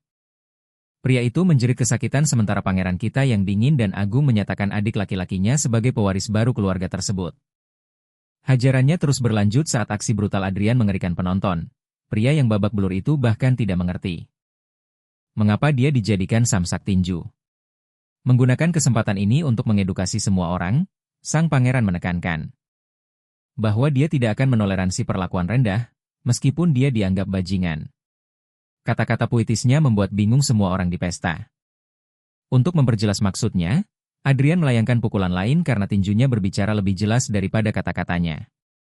Setelah menghajar orang pertama dengan ribuan pukulan ala Mike Tyson, dia memanggil Bernardo yang langsung berlutut seketika. Bernardo tidak ingin berakhir mengenaskan seperti pria itu. Sang pangeran bahkan mengingatkannya soal ucapannya tadi bahwa hari ini akan sangat menghibur. Bernardo tidak habis pikir dengan apa yang terjadi pada pria itu dan menerima perintah untuk memanggil ksatria kerajaan. Dia pun melesat secepat kilat. Sementara anggota pesta lainnya hanya menatap sang pangeran dalam diam. Adrian menyuruh para wanita di barisan belakang untuk pergi. Hal ini menarik perhatian seorang pria. Pria ini mencoba menyelinap pergi, tetapi Adrian menyadari kehadirannya. Dia tidak keberatan membiarkan pria ini pergi bersama para wanita, asalkan dia bisa menghancurkan aset berharga pria ini seperti sebelumnya. Pikiran itu melumpuhkan semua pria di sana karena jujur saja, tidak ada ancaman yang lebih mengerikan daripada aset kalian dihancurkan. Sampai remuk. Adrian memberitahu mereka bahwa mereka telah tidak sopan karena menolak berlutut di hadapannya tadi. Bahkan mengejeknya dan menghina ksatria pribadinya. Untuk memberikan tuntutan yang setara dan menghukum mereka karena menghina bangsawan. Dia telah membawa pengawal kerajaan, khususnya pasukan Karl, yang menyebut mereka sebagai pengkhianat. Dengan satu perintah. Para pengawal kerajaan dengan senang hati meringkus mereka semua. Adrian memberikan perintah dengan antusias, memastikan tak ada yang lolos dari hukuman. Sang pangeran dipanggil menghadap raja atas upaya rakusnya yang kesekian kali dalam menciptakan kekacauan, 14 anak bangsawan ditangkap. Dengan segala macam alasan. Raja murka karena putranya menyalahgunakan wewenang keluarga kerajaan. Dan menjatuhkan hukuman pada keluarga korban, namun dengan keterlibatan 14 keluarga, raja akan menghadapi kecaman keras. Adrian sangat mengenal ayahnya dan menyuarakan ketakutan sang raja sebelum menekankan bahwa semua orang ini hanyalah orang buangan. Dan sampah yang tak tertolong. Bahkan, ia menyarankan ayahnya untuk mengirim surat ke individu tertentu, terutama saudara dari para bajingan yang ditangkap itu. Mendengar ucapan bocah itu, raja menyuruhnya pergi, dan sang pangeran pun pergi tanpa rasa khawatir. Kini, mari kembali ke pertemuannya dengan pelayannya. Meski telah berupaya keras menenangkan Adelia, gadis malang itu terus menangis terseduh-seduh. Mempertanyakan kesalahan apa yang telah ia perbuat. Ia seperti anak anjing yang disiksa oleh pangeran lama hingga hancur. Keluarganya bahkan tidak masuk dalam daftar bangsawan resmi. Bahkan keturunan keluarga Laonberg pun sepertinya tidak tahu arti penting keluarga Birnes. Seolah-olah sebagian sejarah telah dihapus. Kontribusi tak tertandingi dari Agnes Biron bukan lagi sesuatu yang diingat. Segalanya telah berakhir bagi keluarga Biron, namun pemuda kita dapat melihat dengan jelas potensi terpendam dalam ilmu pedang Adelia. Wanita ini adalah Esrang, rahasia dengan sederet bakat luar biasa yang tertanam di dalam dirinya. Butcher adalah bakat yang aktif saat melihat darah. Warmaniac adalah bakat lain yang menandakan wanita yang terobsesi dengan pertempuran. Di saat yang sama, pelayan ini memiliki bakat Fragile Heart dan Caregiver yang membuatnya menjadi pribadi pasif yang baik. Jadi, pelayan ini memiliki kemahiran pedang dan kecakapan tempur yang tak tertandingi, namun tak satupun bakatnya bisa mengendalikannya begitu ia menjadi gila. Sampai pada titik di mana pemuda kita mempertimbangkan ide untuk melepaskan kegilaannya ke dunia. Pada akhirnya, akan sia-sia jika tidak dicoba. Karena ia adalah talenta peringkat S. Mari bahas bakat Slave Mentality, yang pada dasarnya berarti seorang pelayan merasa setia dan senang melayani tuannya. Menggunakan itu sebagai pengaruh, Adrian menuntutnya untuk bersumpah setia mutlak kepadanya. Itu permintaan yang membingungkan karena dia memang sudah menjadi pelayannya, tapi Adrian memperjelas bahwa ia menginginkan sesuatu yang lebih. Ia ingin dia menjadi ksatria pribadinya dan menginginkannya sekarang juga. Gadis pemalu dan rapuh itu pun luluh. Ia menolak peran besar itu karena merasa dirinya tak berarti. Namun pemuda kita tahu kebenaran tentang keluarganya. Dan meyakinkannya bahwa ia yang akan bertanggung jawab atas dirinya. Sebagai gantinya, ia harus bersumpah setia dan mengabdi tanpa tanya. Strateginya adalah jika Adelia tidak bisa mengendalikan kegilaannya sendiri, maka ia akan menyerahkan kendali itu kepadanya. Awalnya ia ragu apakah sang pangeran akan menepati janji untuk mengurus keluarganya, namun konfirmasi sang pangeran membuatnya sangat bahagia. Bahkan pemuda kita menawarkan untuk memanggil mereka ke ibu kota agar ia bisa melihat mereka kapan saja. Hal ini membuatnya sangat senang. Cukup baginya untuk bersumpah setia. Jadi sama seperti Arwin, ia merapalkannya dan menyatakan pengabdiannya kepada pangeran pertama. Seumur hidupnya, Adrian pun senang dengan kesepakatan ini dan secara resmi menjadikannya pelayan yang akan mematuhi perintahnya. Tanpa tanya, ia bahkan menepuk tangannya, memancarkan kegembiraan di wajahnya. Namun sang pangeran pun merasa cemas apakah ia telah membuat keputusan yang tepat. Adrian memikirkan semua rumor yang beredar di istana sejak ia mengambil alih tubuh ini. Orang-orang berbisik tentang setiap gerakannya, tentang betapa pendiam dan tidak stabilnya dia. Mereka membicarakan betapa manjanya dia dulu. Pangeran sebelumnya sering memanggil anak-anak bangsawan tinggi, memukuli mereka, dan menjebloskan mereka ke penjara bawah tanah demi kesenangan. Lalu ada skandal terbaru yang paling disukai semua orang, tentang bagaimana ia menunjuk seorang pelayan rendah sebagai ksatria pribadinya. Seseorang yang bahkan belum pernah memegang pedang, Adrian tahu apapun yang ia lakukan, orang-orang akan membencinya karena reputasi yang ditinggalkan oleh pemilik tubuh sebelumnya, bahkan pelayan yang ia pilih sebagai ksatria dipelintir menjadi rumor buruk lainnya. Bahwa ia sedang membangun harem di bawah komandonya, lebih dari segalanya ia benci bagaimana semua orang merasa berhak atas hidup dan pilihannya. Ia tidak menyangka keputusan tunggal mengubah pelayan menjadi ksatria ini akan berubah menjadi badai besar yang luar biasa. Rasanya semua orang sedang menanti kegagalannya. Ia membayangkan ayahnya, sang raja, menjadi marah dan mengatakan bahwa ia sekali lagi harus membereskan kekacauan putranya. Ia sudah bisa mendengar pamannya mengutuk namanya seperti biasa. Dan ia membayangkan adik laki-lakinya mengejeknya, berlagak pintar dan superior. Adrian tenggelam semakin dalam pikiran ini. Terbebani oleh rasa frustrasi dan ketakutan, lalu pelayan lain bergegas masuk dan mengumumkan bahwa ratu telah tiba. Adrian langsung panik, jantungnya berdebar kencang saat dia memohon dalam hati agar para dewa mengasihaninya dan memberinya sedikit jeda. Adrian lelah dengan semua perdebatan dan perhatian yang terus-menerus, lalu ibunya memperkeruh suasana dengan memarahinya. Mengatakan dia benar-benar percaya Adrian telah memperbaiki perilakunya, tapi sekarang dia tampak kembali ke kebiasaan buruknya yang dulu. Dia menyatakan sudah waktunya Adrian terjun ke masyarakat dengan benar dan menikah. Setelah dia memilih pasangan, ibunya berkata dia akhirnya akan menetap dan berhenti berkeliaran seperti orang gila. Adrian bahkan tidak mengerti apa yang dia bicarakan, tapi sang ratu tidak peduli. Dia meninggikan suaranya seperti ibu yang murka dan memerintahkannya untuk mendengarkan karena seorang ibu selalu benar. Karena dia telah memutuskan sudah waktunya Adrian menikah, maka dia akan menikah. Dengan itu dia berbalik dan pergi, meninggalkan. Adrian yang terkejut saat dia berdiri di sana bertanya-tanya apa yang harus dia lakukan selanjutnya. Kemudian Adrian memanggil pelayan Adelia yang tampak gugup dan ketakutan saat duduk di depan sang pangeran. Adrian menjelaskan beberapa hal kepadanya dan dia bertanya dengan malu-malu apakah dia benar-benar akan mendapatkan mana. Adrian dengan tenang mengonfirmasi bahwa dia akan menerima jenis mana yang istimewa, sebuah jantung mana. Dia kemudian menggunakan mananya sendiri dan membentuk sebuah jantung. Di dalam tubuhnya, memikirkan bagaimana dunia ini telah melupakan Ratu Pedang yang legendaris, setidaknya dia tidak melupakannya. Dia mengingat setiap detail, jalan yang dilaluinya, cara pedang itu bergerak seolah hidup di tangannya. Dan bagaimana dia mengendalikannya dengan keanggunan mutlak. Dia ingin membangkitkan takdir yang sama di dalam diri Adelia karena dia percaya jalan ini adalah miliknya. Dia bahkan mengingat ritme kuat dari jantung mana sang Ratu Pedang saat dulu berdetak dengan kebanggaan dan tekad. Jantung mana akhirnya terbentuk di dalam tubuh Adelia dan notifikasi sistem mengonfirmasi bahwa jejak tersebut telah selesai dan stabil. Adelia melihat cahaya keemasan lembut bersinar dari dadanya. Dengan terpana, dia berbisik tidak percaya, bertanya apakah itu benar-benar kekuatan mana. Ketika prosesnya berakhir, Adrian menjelaskan bahwa apa yang dia saksikan adalah metode pemurnian untuk membentuk jantung mana. Dia menyuruhnya untuk berlatih sendiri kapanpun dia bisa. Tiba-tiba Adelia merasa cemas, tapi kekhawatirannya beralih saat Adrian jatuh tersungkur hingga lututnya lecet. Ketegangan saat menciptakan jantung mana telah menguras tenaganya sepenuhnya. Adelia bergegas menghampirinya, tapi dia menolak bantuannya. Menepisnya dan mengatakan dia hanya sedikit lelah.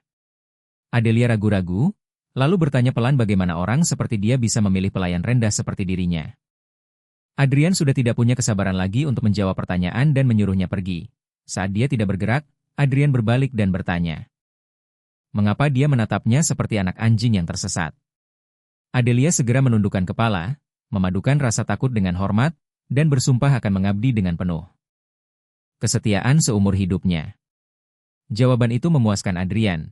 Dia mengingatkan Adelia untuk tidak pernah lupa bahwa dialah tuannya. Dan Adelia menerima kata-kata itu sebagai sebuah kehormatan. Namun, saat Adrian berpaling, Adelia diam-diam berpikir bahwa dia mungkin tidak akan mengingat janji itu seperti yang Adrian harapkan. Beberapa hari kemudian, Kals datang melapor kepada pangeran tentang Bernardo Eli.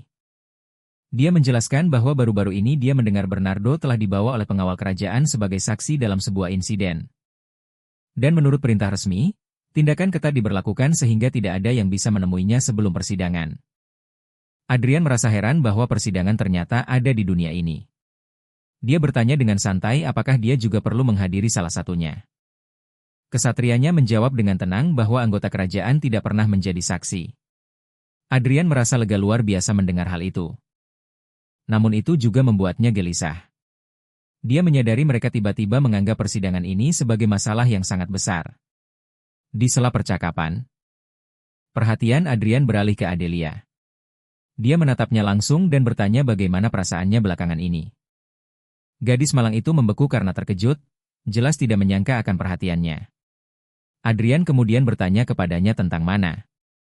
Apakah sudah stabil atau belum? Adelia menenangkan diri dan menjawab sudah.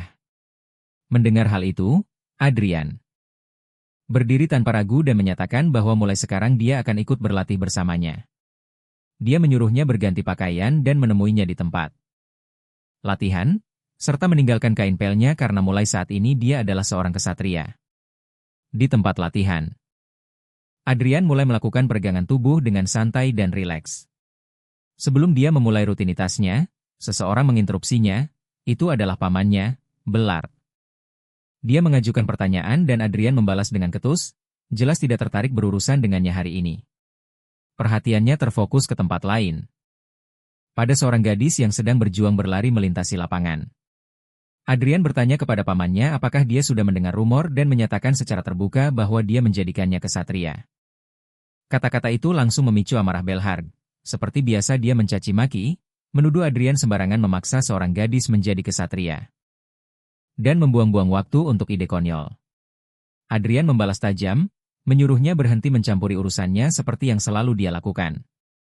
Pertengkaran mereka pun semakin sengit. Kata-kata tajam saling terlontar hingga akhirnya Adelia menyelesaikan putaran ke-10 dan ambruk ke tanah.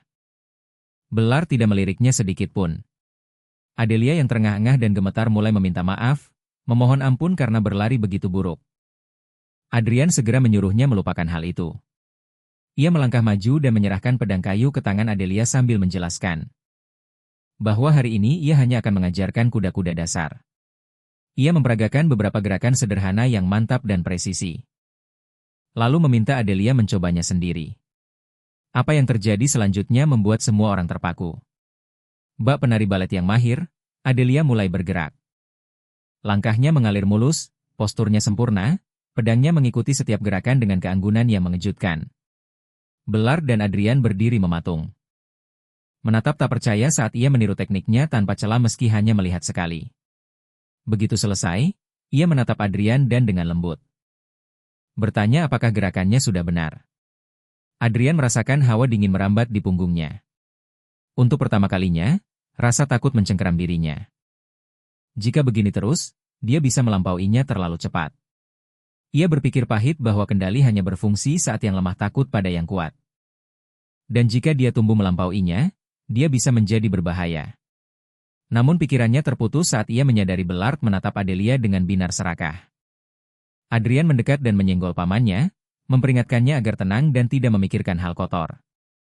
Tentang Adelia, Belard hanya menyeringai dan mengejeknya, mengatakan bahwa Adrian masih pemula yang baru memegang pedang selama beberapa bulan. Dan orang sepertinya tidak akan mampu menangani potensi yang luar biasa besar itu. Disitulah Adrian menarik batas. Ia menolak diremehkan.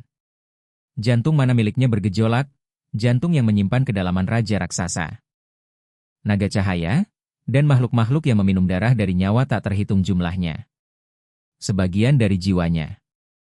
Menjawab amarahnya dan bangkit atas perintahnya. Api merah menyelimuti tubuhnya saat auranya meledak keluar.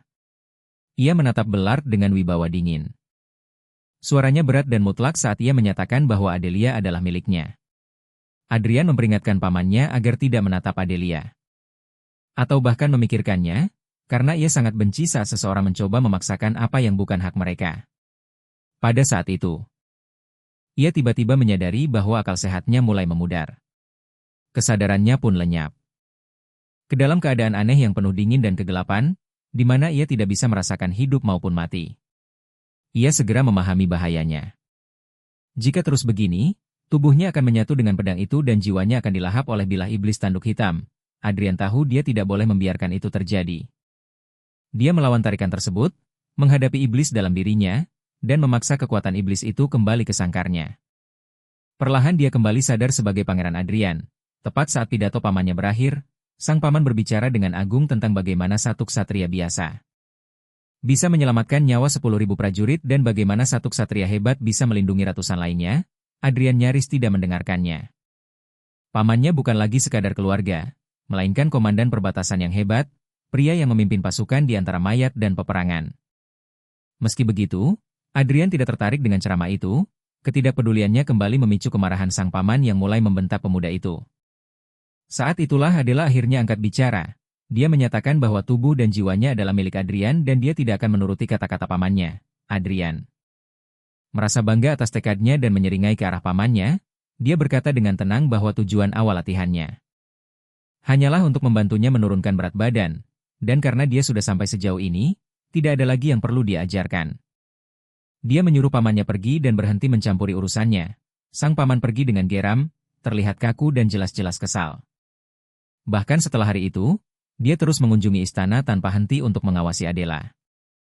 Dan mengamati latihan mereka dari kejauhan, karena Adrian telah melarang keras dia untuk ikut campur atau menginterupsi. Sang paman tidak bisa berbuat apa-apa selain menonton. Melihat pria sombong itu kesulitan dalam dia menjadi hiburan tersendiri. Bagi Adrian, tak lama kemudian, Adela kembali mengambil posisi dengan pedangnya dan Adrian nyaris tidak percaya dengan apa yang dilihatnya. Dia sudah mempelajari teknik regenerasi pedang. Adrian bertepuk tangan karena tulus senang dengan kemajuannya dan untuk pertama kalinya Adela tampak bangga.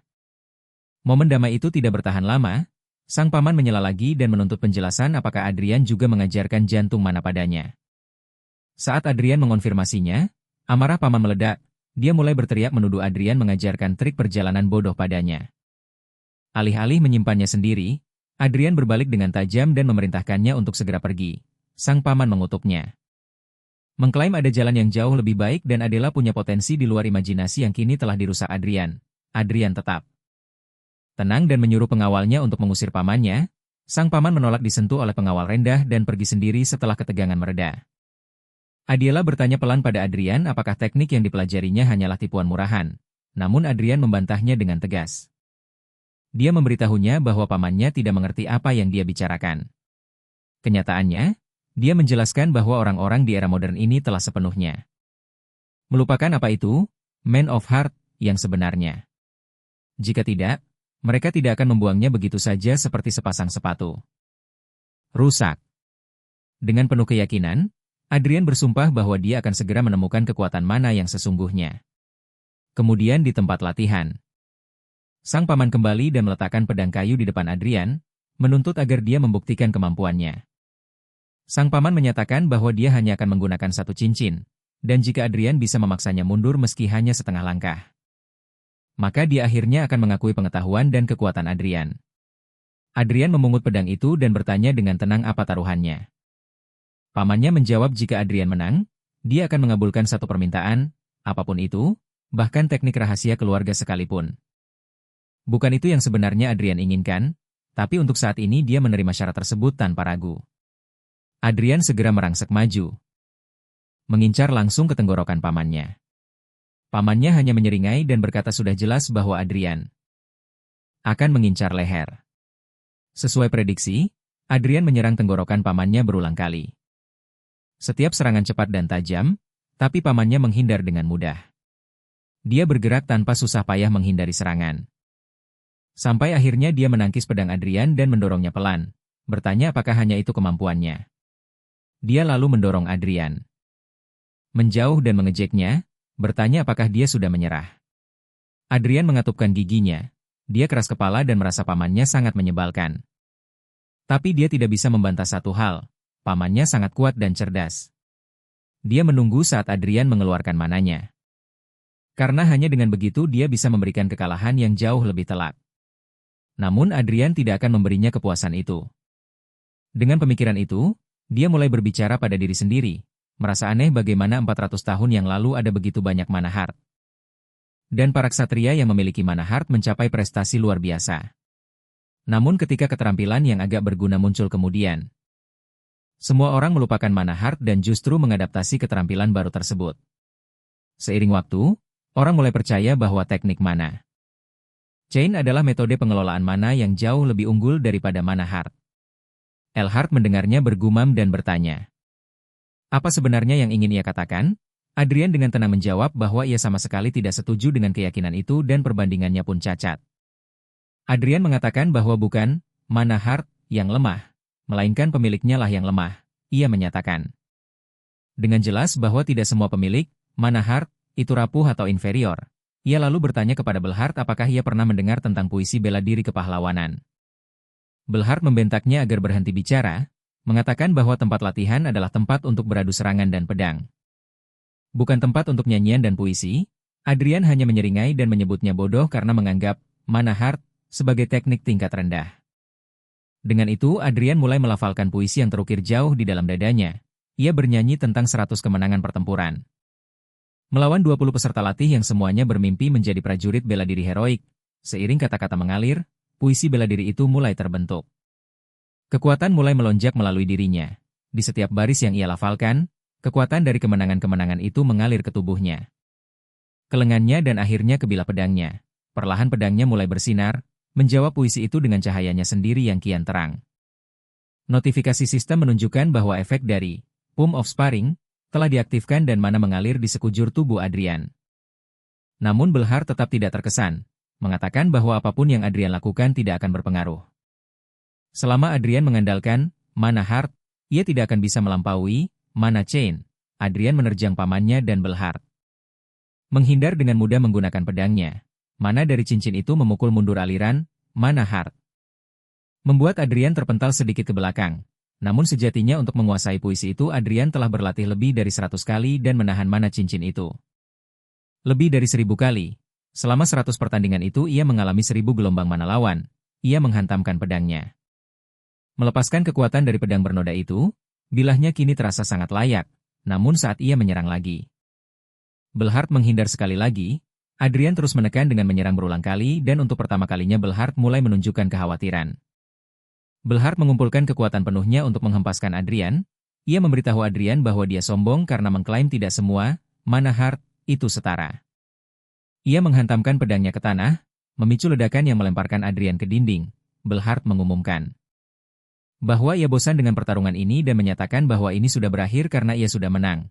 Namun Adrian menyadari bahwa pada peringkat umum, poin bela diri kepahlawanan saja tidaklah cukup. Dia menggunakan pedangnya untuk bangkit dan mulai menceritakan sejarah dari 400 tahun yang lalu. Dia menjelaskan bagaimana para ksatria melakukan kesalahan fatal. Mereka tidak menyisakan musuh bagi keturunan mereka. Mereka percaya kisah-kisah, teknik pedang, 6 detak jantung, dan puisi kemenangan mereka akan diwariskan secara utuh. Namun dunia baru ini telah melupakan lagu-lagu naga dan raja raksasa, mengubahnya menjadi mitos yang terlalu konyol untuk menjadi kenyataan. Belhart sama sekali tidak mendengarkan. Dia menganggap Adrian sedang melamun dan tidak mengerti sepatah kata pun dari ucapannya. Adrian mulai bosan dengan permainan ini dan menganggap pamannya sebagai ksatria yang sombong dan bodoh. Tiba-tiba kegelapan dari iblis pedang tanduk hitam bangkit seperti badai di atas mata Adrian. Dia menyatakan jika Belhart tidak memahami kekuatan yang sebenarnya, dia akan mengajarinya. Tangan iblis sepenuhnya melahap tubuh dan pikiran Adrian. Dia mulai merapalkan puisi pembantai naga. Tubuhnya menegang di bawah kekuatan yang luar biasa. Beberapa bagian lagu dihilangkan karena peringkatnya yang masih rendah. Namun satu bait yang kuat tetap ada. Adrian mengulang mantra itu berkali-kali. Energi murni dari bait ini menghantam Belhart dengan keras. Adrian menyerang dan Belhart menyadari jika ini terus berlanjut dia bisa mati. Ledakan lain meletus, mementalkan Adrian ke tanah. Saat debu mereda, Belhart mengungkapkan bahwa dia tidak menggunakan satu cincin kecil seperti yang dijanjikan, melainkan 5 cincin penuh. Namun Adrian justru merasa senang. Meski keempat cincin aktif, pedangnya tetap tak tersentuh. Menebas mana cincin tersebut dengan kekuatan jantung mana, dia bangkit berdiri, membuat Belhart terpaku dan bingung. Belhart mengira mana cincin akan melampaui jantung mana, namun ternyata tidak. Adrian menatap langsung pamannya dan menyatakan dengan tenang dan tegas bahwa dia telah kalah. Kemudian, lagu naga dan hantaman pedang menyiksa tubuh manusia Adrian yang rapuh. Dia mencengkeram sprei, meringis kesakitan, mengutuk Gesta Sandstorm sialan itu. Belakangan Adrian tahu rasa sakit ini adalah harga untuk memaksakan kekuatan Gesta Sandstorm. Puisi naga yang terpenggal, tubuhnya kini hancur lebur, tetapi dia tahu ini sepadan dengan risikonya. Ini adalah prestasi bela diri pertamanya yang dia rajut sepenuhnya sendiri, dan dia merasa bangga. Dia merapalkan puisi itu berulang kali dari lubuk hatinya. Sistem menunjukkan bahwa peringkatnya sebagai dewa duel telah sedikit meningkat, dan dia pikir itu akan cukup untuk duel dengan pangeran ketiga. Tiba-tiba, Adelia menyela ucapannya dengan wajah berseri-seri karena akhirnya dia telah sadar kembali. Dia menceritakan bahwa setelah dia pingsan, Ratu sangat marah kepada Belhart dan itu pertama kalinya dia melihat sang ratu semarah itu. Jauh di lubuk hatinya, Adrian merasa sedikit senang karena menganggap pamannya memang pantas dimarahi oleh ratu. Adelia juga memberitahunya bahwa Belharde minta segera dikabari begitu Adrian bangun. Adrian tidak menyukainya tapi dia tetap berbaring. Mengatakan padanya bahwa dia bangun hanya sebentar dan ingin beristirahat. Dia tahu jika dia tidak pulih sepenuhnya, rohnya yang rusak akibat penggunaan berlebihan Gesto Sandstorm akan menanggung harga yang mengerikan. Memori dari masa lalu akan bercampur menjadi kekacauan. Dan akhirnya batas kenyataan akan runtuh dalam pikirannya. Dia akan menjadi orang gila yang tidak berguna. Terjebak dalam ingatan pedang itu lagi, memikirkan lubang kehampaan itu saja membuatnya bergidik karena itu nasib terburuk yang bisa dia bayangkan. Kemudian dia bercerita pada Adelia tentang leluhurnya, Agnes Baron, seorang pendekar pedang legendaris dan bagaimana dia seharusnya bisa mewarisi kekuatan Gesto Sandstorm. Adelia membayangkan betapa hebatnya leluhurnya itu. Adrian menjelaskan bahwa untuk mendapatkan manfaat penuh dari pusaka itu, dia harus tumbuh jauh lebih kuat dari sekarang. Dia bertanya apa yang sebenarnya ingin dia pelajari. Adelia tertegun mendengar pertanyaan itu, matanya membelalak dan dia ragu-ragu sambil terbata-bata. Akhirnya dia mencurahkan isi hatinya. Menyatakan bahwa dia ingin menjadi pedang bagi Adrian, Mendengar hal ini Adrian terpaku, benar-benar terkejut dengan ucapannya. Tampaknya beberapa gesto Sandstorm dimulai dengan suara trompet yang menggelegar sementara yang lain dimulai dengan langkah pertama melintasi dataran, beberapa dimulai dengan sumpah tulus. Sama seperti sumpah yang diucapkan Adelia saat ini di depan Adrian, dia bersumpah untuk mengorbankan nyawanya dan mendedikasikan segalanya. Demi Adrian, sistem menunjukkan bahwa dia menawarkan sebuah poin kepatuhan. Adrian merasakan kekuatan dan kehadirannya. Menyadari bahwa inilah gesto Sandstorm milik Adelia, beberapa gesto Sandstorm juga memengaruhi orang lain dan dalam kasus ini, sebuah gesto Sandstorm baru terbentuk. Menciptakan sebuah poin dominasi, poin kepatuhan adalah ikatan antara tuan dan pelayan, dan Adrian sangat terkejut. Keturunan Ratu Pedang telah menciptakan bentuk kepatuhan ini di hadapannya, memberinya keajaiban yang tak pernah ia duga. Dia tersenyum. Memikirkan semua kekuatan yang akan dia miliki sekarang.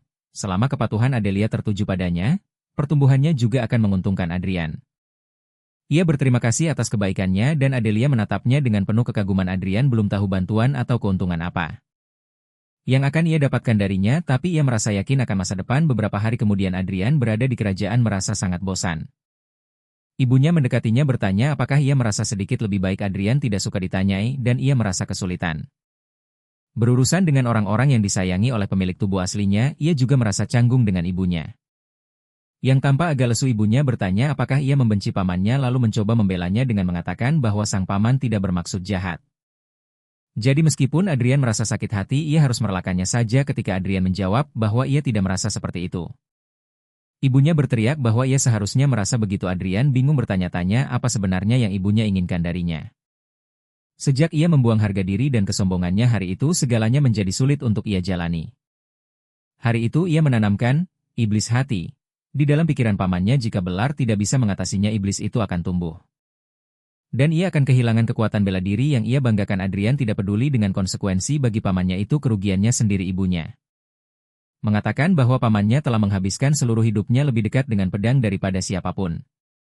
Yang membuatnya canggung dan kasar dalam berpikir, tapi belakangan ini Belar tampak menyukai Adrian, bahkan secara pribadi membujuk sang raja untuk mencabut hukuman kurungannya lebih awal. Segera setelah dicabut, Adrian malah mengamuk membuat pamannya dalam posisi sulit. Adrian sadar saat itu bahwa pamannya punya alasan sah untuk marah, namun ia tetap bertindak seperti anak manja yang tidak tahu berterima kasih.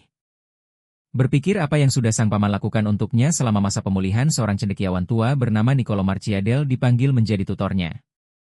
Tentu saja Adrian Lownburger menolak bekerja sama sang cendekiawan tua Karl, dan Adelia melihat saat sang pangeran berguling-guling di lantai sambil mengamuk. Niccolo mencoba memberinya kata-kata penyemangat, tapi pangeran manja itu salah menanggapinya.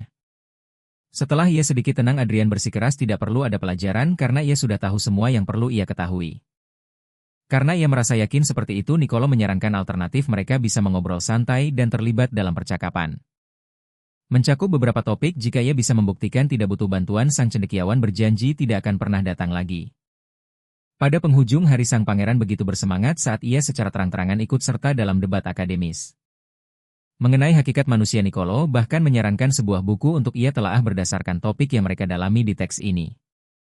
Hubungan antara penguasa dan rakyat digambarkan sebagai semacam kontrak para raja memberikan porsi kekuatan militer dan ekonomi kepada para pemegang kekuasaan, dan mereka menjaga sang raja tetap di tahta melalui loyalitas. Selama bertahun-tahun ia hidup sebagai guruhan. Adrian mulai percaya bahwa hubungan seharusnya saling memberi dan menerima tanpa disadari. Sepanjang hari telah berlalu. Cendekiawan tua itu merapikan meja dan mengakhiri sesi ketika Niccolo mengucapkan selamat tinggal. Sang pangeran tersenyum lebar. Ia belum pernah merasa sebahagia ini hanya dengan mengobrol. Begitu ia mendengar pintu tertutup, Adrian menyadari apa yang terjadi. Ia baru saja dikelabui untuk mengikuti kuliah lengkap di luar keinginannya.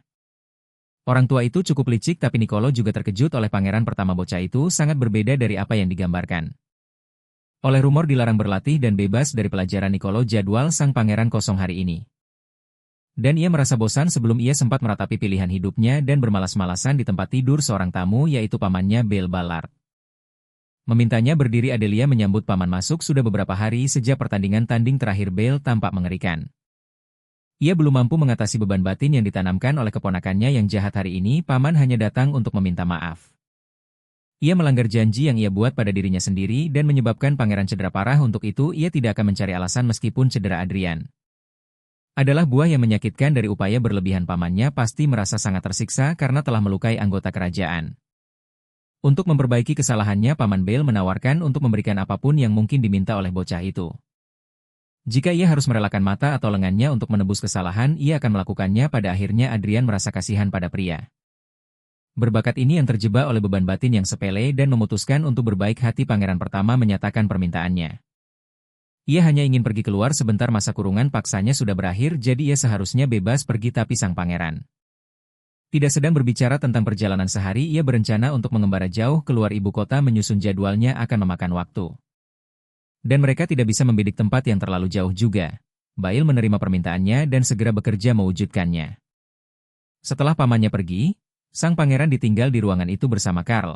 Dia mengira bosnya akan menuntut sesuatu yang lebih tidak masuk akal. Lagi pula kau tidak mendapatkan bantuan dari seorang kaun setiap hari. Terus terang, Adrian hanya ingin pria tua itu berhenti bersikap kaku dan menyedihkan, jadi dia meminta sesuatu yang masuk akal. Mendengar bosnya berbicara begitu jujur membuat sang satria tertawa. Tiba-tiba Adelia masuk ruangan dengan surat yang sudah dinanti-nantikan. Itu adalah laporan singkat dari Lady Arwen Kirgayan. Dia mengalami sedikit kemajuan dan akan segera berkunjung. Pesannya singkat dan manis. Sebuah kabar baik di waktu yang sangat tepat. 5 hari kemudian, Paman Bail memberi kabar bahwa semuanya telah diurus. 2 hari setelahnya, hari keberangkatan pun tiba. Wilayah pertama yang akan mereka lewati bernama Elin. Sang pangeran sangat bersemangat sampai tidak bisa duduk tenang. Kau tahu, wilayah Elin adalah situs produksi persenjataan terbaik istana kerajaan. Tempat itu memiliki tambang besi untuk memasok bahan berkualitas tinggi dan serikat pandai besi untuk mengolahnya. Lebih dari separuh senjata dan pelindung yang dikirim ke keluarga kerajaan berasal dari Elin, karena level Adrian telah meningkat pesat akhir-akhir ini. Dia sangat ingin mencari pedang baru untuk dirinya sendiri. Awalnya dia berencana mengambil pedang bagus dari gudang senjata istana. Sayangnya, dia dihadang oleh perintah kerajaan dari sang raja. Mengingat bagaimana perilaku pangeran gendut itu, dia tidak bisa menyalahkan ayahnya. Setidaknya dia bisa mendapatkan senjata yang layak di luar istana. Mengejutkan bahwa paman menanggapi perjalanan ini dengan serius. Maka perjalanan sekitar 20 hari itu pun dimulai. 3 hari dari ibu kota mereka akan mencapai perhentian pertama, Elin. Setelahnya, mereka akan menjelajah selama 2 hari lagi menuju Kastil Singa Besi. Saat ini Adrian terjebak duduk di dalam kereta selama 3 hari penuh. Sangat bosan sampai hampir gila. Adelia duduk di depannya, tapi dia juga tidak menyenangkan. Mungkin waktunya lebih baik digunakan untuk memeriksa jantung mana miliknya. Saat ini tangkinya kosong sebagai efek samping dari penggunaan berlebihan. Puisi pembunuh naga, seharusnya sudah aman untuk mulai mengisinya kembali perlahan. Dia merasakan getaran kereta, hembusan angin dingin dan obrolan para ksatria, lalu mengumpulkan serpihan mana yang lahir dari hal-hal tersebut. Ia mampu membentuk kembali dan mengisi jantung mana yang kosong. Dan betapa mengejutkannya, jantung mana yang ia ciptakan jauh lebih besar dari sebelumnya. Ini hanyalah sekilas gambaran dari kehendak yang lebih besar. Pengaruh dari memaksakan dirinya menggunakan puisi itu, konstitusi fisiknya mengalami perubahan kualitatif, memperluas jantung mana dan meningkatkan kemampuannya menyimpan lebih banyak energi melalui cara yang tidak biasa. Ia mencapai tingkat ahli pedang, meningkatkan koneksinya dengan sumber kekuatan dan mengangkat pembatasan tersebut. Untuk beberapa otoritasnya, mata ketiga dan telinga ketiganya telah ditingkatkan secara signifikan. Secara keseluruhan, satu sesi meditasi mendorongnya ke tingkat yang berbeda. Ia bisa merasakan perubahan drastis dalam setiap gerakan kecilnya. Ia telah melangkah maju 1 langkah lagi. Setelah 3 hari perjalanan panjang dengan kereta, karavan itu akhirnya mencapai Elin, sang pangeran pertama. Disambut dengan hormat dan dikawal secara pribadi oleh Edgar dan Torrance Elan, putra dari penguasa kota. Mempertimbangkan perjalanan panjang mereka, Edgar menawarkan untuk memandu semua orang ke kamar masing-masing terlebih dahulu, berjalan di sekitar kediaman Elan, Adrian. Melihat mengapa wilayah ini dijuluki pusat produksi persenjataan, aula-aula dipenuhi dengan berbagai jenis senjata. Setelah dilihat lebih dekat, kau akan menyadari bahwa bilah yang dipajang hanyalah hiasan mencolok, bongkahan logam yang tak berguna dalam pertempuran nyata. Berdasarkan kesan pertama, Adrian merasa ragu bisa menemukan apa yang dicarinya di tempat ini, jadi ia minta diantarkan ke Serikat Pandai Besi. Di dalam wilayah tersebut, Edgar dengan senang hati mengabulkan permintaannya. Di tengah jalan, penguasa setempat memperingatkan sang pangeran bahwa Pandai Besi adalah orang-orang yang kasar dan keras kepala tanpa pengecualian. Saat benar-benar asyik dengan pekerjaan, Mereka tidak akan menyadari bahkan jika sang penguasa berkunjung. Edgar memberi Adrian penjelasan panjang lebar untuk menghormati semangat pengrajin, meskipun itu mungkin terlihat sedikit menyinggung. Panas tungku terasa sangat menyengat saat mereka melangkah ke ruangan tempat keajaiban terjadi. Udara dipenuhi dengan suara besi yang ditempa dengan kuat, nyala api menderu, puputan mendesis, para pandai besi menggunakan api dan besi dalam harmoni yang sempurna. Di antara para pengrajin di ruangan ini, ada satu suara yang sangat jernih yang membuat sang pangeran terkesiap. Seorang lelaki tua yang rajin menempa pedang di tengah ruangan menarik perhatian penuh Adrian karena suatu alasan. Setiap ketukan ritmis palu itu mengingatkan Adrian pada ingatan pertamanya sebagai guruhan. Adelia menyeka keringat dari pipi tuannya, menyadarkan pangeran dari lamunan nostalgianya sementara seisi bengkel pandai besi berhenti bekerja demi memberi salam hormat kepadanya. Lelaki tua itu terus bekerja dengan fokus. Edgar memperkenalkan pria yang memimpin komite penyambutan sebagai Saxon, ketua serikat pandai besi. Adrian tidak peduli, yang dia inginkan hanyalah menyaksikan kelas ahli penempaan di hadapannya. Saxon mencoba mencari muka pada bangsawan dan membentak lelaki tua itu agar berhenti bekerja dan menunjukkan rasa hormat kepada Pangeran Adrian. Adrian terpaksa membungkam mulut bajingan itu agar tidak mengacaukan suasana, melihat meja kerja yang kosong dan tatapan tidak nyaman. Dari pandai besi lainnya, sepertinya ketua serikat memaksa semua orang keluar tanpa diminta. Sebagai bentuk penghormatan, ia memohon para pandai besi kembali bekerja, setelah semua kembali ke pos masing-masing. Pangeran terpaku dan lanjut menyaksikan tontonan yang luar biasa. Dia hanya berdiri di sana memperhatikan seorang pria tua. Tanpa baju berulang kali menghantamkan palu ke baja panas, sang pangeran benar-benar terpikat oleh proses yang terasa seperti dunia yang membara. Sepanjang hidupnya, dia belum pernah merasakan sensasi ini sebelumnya, setelah mereka meninggalkan bengkel pandai besi. Edgar menjelaskan bahwa pria tua itu telah berulang kali menempa dan melelehkan pedang yang sama selama setengah tahun terakhir. Setiap pedang yang ditempa pria itu konon adalah mahakarya. Dia tidak dijuluki pengrajin ahli tanpa alasan, tak satu pun ciptaannya yang berkualitas rendah, namun dia tetap melelehkan semuanya. Terlebih lagi, selama sebulan terakhir, pria tua itu nyaris tidak tidur demi pekerjaannya. Mengingat usianya, hal ini agak mengkhawatirkan. Beberapa hari setelah tiba di Elin, sang pangeran mulai rutin mengunjungi bengkel. Sejak pagi buta hingga larut malam, dia hanya memperhatikan sang pengrajin ahli melanjutkan rutinitas harian yang intens dalam diam. Berbanding terbalik dengan ketegangan saat kedatangan pangeran pertama, dia sama sekali tidak menimbulkan insiden. Masa tinggalnya di Elin akhirnya mencapai hari terakhir. Pada hari keberangkatan, sang pengrajin ahli bekerja lebih keras dari biasanya. Pangeran berharap bisa tinggal sampai melihat hasil akhirnya, tapi siapa yang tahu berapa lama waktu yang dibutuhkan. Dia hanya bisa pergi dengan rasa penyesalan yang mendalam. Ada banyak urusan yang harus diselesaikan di malam sebelum keberangkatan mereka. Adrian memerintahkan pasukannya untuk menyiapkan perjamuan perpisahan. Setelah perjamuan, Edgar datang berlari ke pintunya pagi-pagi sekali. Dia berteriak kegirangan soal pedang buatan sang maestro yang sudah jadi. Dengan sangat antusias, pangeran berlari menuju bengkel tempa dan melihat si pria tua memegang senjata yang megah. Dia sedang membersihkan pinggiran ciptaan mau terbarunya dengan lembut. Begitu sudah 100% bersih dan tajam, sang maestro dengan sukarela menyerahkan senjata itu kepada pangeran. Menatap bilahnya, Adrian bisa membayangkan kata-kata yang merangkum momen itu dengan sempurna.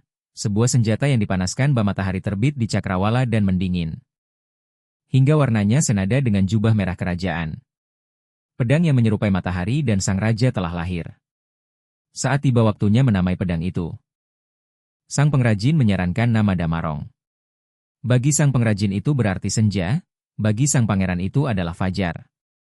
Setelah senjata diserahkan kepada pemilik sahnya, rasa lelah segera menyergap si pria tua. Sebelum dia sempat jatuh pingsan di lantai, sang pangeran menangkap sang maestro. Merasakan denyut nadi yang lemah di tubuh pria tua itu, Adrian memutuskan untuk bermalam 1 hari lagi di Elin. Di ranjang kematiannya, pria tua itu menceritakan momen saat melihat pangeran memperhatikannya bekerja di hari pertama. Pedang itu terbentuk di pikirannya seolah dipandu takdir. Pedang itu sendiri yang memilih hari kelahirannya, tahu bahwa sang pengrajin sudah dalam perjalanan menuju alam baka. Gruhan memutuskan untuk jujur dan membongkar rahasianya. Mengejutkan, pria tua itu menerima pengakuan tersebut dengan cukup baik. Seorang pandai besi dan mantan pedang bisa saling memahami hati satu sama lain dengan sangat baik. Sebagai permintaan terakhirnya, Sang pengrajin menjulurkan tangannya yang gemetar dan meminta untuk memegang pedang terakhir yang ditempanya sejenak. Sambil memegang gagangnya, dia memberkati pedang itu agar sehebat pemiliknya dulu. Adrian berjanji hal itu akan terwujud, dan pria tua itu akhirnya mengembuskan napas terakhir saat matahari terbit. Edgar berlari kembali ke tenda pangeran untuk mengagumi pedang baru Damarong, sebuah bilah yang ditempa dengan segenap jiwa seseorang. Dia mencoba meyakinkan sang pangeran bahwa pedang pria tua itu tidak layak digunakan dan dia seharusnya menggunakan pedang sihir sebagai gantinya. Meskipun bukan kelas atas, pedang sihir yang disodorkan Edgar setidaknya adalah kelas menengah yang bagus. Melihat siasat Edgar, sang pangeran tanpa tahu malu mengambil pedang sihir itu dan menolak menyerahkan Damarong. Untuk memastikan dia tidak mendapat perlawanan, dia menekan. Edgar menggunakan kesetiaan keluarga Elin kepada tahta. Bangsawan licik itu hanya bisa menelan kekalahan dan berpura-pura tenang. Dia berencana memikat sang pangeran dengan pedang sihir yang mentereng demi mendapatkan pedang sang maestro, namun akhirnya malah memberi. Membuang dua senjata berharga secara cuma-cuma tanpa penundaan lagi, karavan pun berangkat, kavaleri melaju di depan dengan kecepatan penuh. Sementara kereta kuda dan infanteri mengikuti dengan kecepatan teratur, untuk mengejar keterlambatan mereka harus bergegas. Saat hendak naik ke keretanya, sang pangeran berpapasan dengan Paman Bail. Mereka nyaris tidak bertemu selama berada di Elin. Karena Bail sibuk dengan tugas terpisah, mulai sekarang mereka akan berkuda kencang agar tiba di benteng singa besi saat senja. Lucu sekali, sang pangeran tidak tahu cara menunggang kuda. Dia adalah sebilah pedang selama entah berapa lama. Jadi bagaimana dia tahu cara menunggang kuda? Jalan menuju kastel singa besi sangat berantakan. Dia harus belajar menunggang kuda di jalan. Banyak kejadian muntah-muntah dan kuda yang lepas kendali. Serta hambatan yang sebenarnya bisa dihindari. Meski bukan perjalanan setengah hari seperti rencana awal, mereka berhasil sampai di tujuan. Dalam waktu kira-kira 1 hari perjalanan, kemasyhuran singa besi dari keluarga Walroden tercermin dari pesta penyambutan yang diatur untuk menerima keturunan bangsawan Lauenberger. Singa-singa ini jauh lebih bersemangat dari perkiraan. Alasannya jelas, pemuda-pemuda ini pasti tidak senang dewi mereka direbut oleh pangeran tidak berguna. Berpikir akan menyenangkan untuk memprovokasi para singa, Adrian berjalan dengan percaya diri menuju Arwin, setelah berhadapan langsung. Ksatria terhormat itu berlutut dan memberikan salam paling hormat kepada tuannya. Para singa besi hampir saja menerkam pangeran pertama saat itu juga. Reaksi mereka sangat spontan, begitu pula dengan Adelia Birnes, jika Adelia kehilangan kendali karena permusuhan saat ini. Itu akan menjadi kabar buruk, pangeran harus menyadarkannya dari amarah yang mematikan, untung saja dia terus melatih kepatuhan Adelia. Dia berbalik ke arah Arwin dan mengajak mawar berduri itu untuk mengikutinya ke tempat lain. Ada banyak cerita yang belum mereka bagikan, akan lebih baik jika para singa di belakangnya ikut serta. Perhentian pertama pangeran setibanya di sana adalah tempat latihan. Dia sangat ingin menyaksikan aksi singa besi yang konon terbaik di kerajaan. Adrian memberikan tantangan terbuka bagi siapapun yang cukup berani untuk maju. Namun statusnya sebagai pangeran pertama agak membebani, jadi dia berjanji atas nama Lauenberger bahwa tidak ada yang akan dimintai pertanggungjawaban atas hasil duel hari ini, saat membujuk mereka tidak berhasil. Dia memilih untuk memprovokasi para singa, jika tidak ada yang beradu pedang dengannya, reputasi dunia yang termasyhur itu pasti cuma gertakan saja, kan? Karena tak tahan lagi dengan ejekan itu, Dale dari keluarga Denault pun maju menantang. Dia mengaku belum layak mewakili pedang Iron Lions, tapi dia siap siaga. Sang pangeran justru merasa senang. Ternyata ada yang terpancing emosinya. Dale memutuskan mengambil inisiatif dan menyerang dengan pedang kayunya. Adrian menyambut serangan pertama dengan balasan dahsyat yang menghancurkan tubuh Dale dari dalam. Kepala merahnya terseret di atas lantai berlumpur lapangan latihan. 1 tumbang, masih banyak lagi. Sang pangeran meminta para ksatria mengantre dan mencobanya. Berikutnya yang jadi sasaran adalah Paul Rothheim, tahun ketiga, berbeda dengan Dale yang masih mahasiswa baru. Seperti dugaan, ksatria berwajah lugu itu dihajar tanpa perlawanan. Hallie, magang tahun kelima, mengira dia punya trik jitu, ternyata tidak. Judith menyusul, dan sang pangeran menunjukkan kepadanya arti kesetaraan dalam bertarung. Setiap orang yang dikirim oleh Iron Lions yang angkuh kalah dengan cara yang tragis. Penindasan ini berlangsung selama setengah hari. Adrian tidak menderita 1 goresan pun. Setelah menghabisi para magang, sang pangeran merasa gatal ingin mengusik anggota. Resmi dari Orde Ksatria. Untuk memicu lebih banyak keributan, dia mengumumkan dengan lantang bahwa Arwin akan ikut pulang bersamanya. Sang mawar berduri tidak menunjukkan keraguan dan menerima keinginan tuannya. Trik sederhana ini memancing salah satu anggota resmi Iron Lions untuk berdiri dan bicara. Ksatria itu mendengar tentang kegemaran sang pangeran berjudi, jadi dia menyarankan taruhan kecil untuk memeriahkan suasana. Sebelum ksatria itu mempermalukan dirinya sendiri dengan konyol, Adrian menegaskan bahwa Arwin bukanlah hadiah untuk sebuah turnamen. Sebaiknya taruhkan hal lain saja.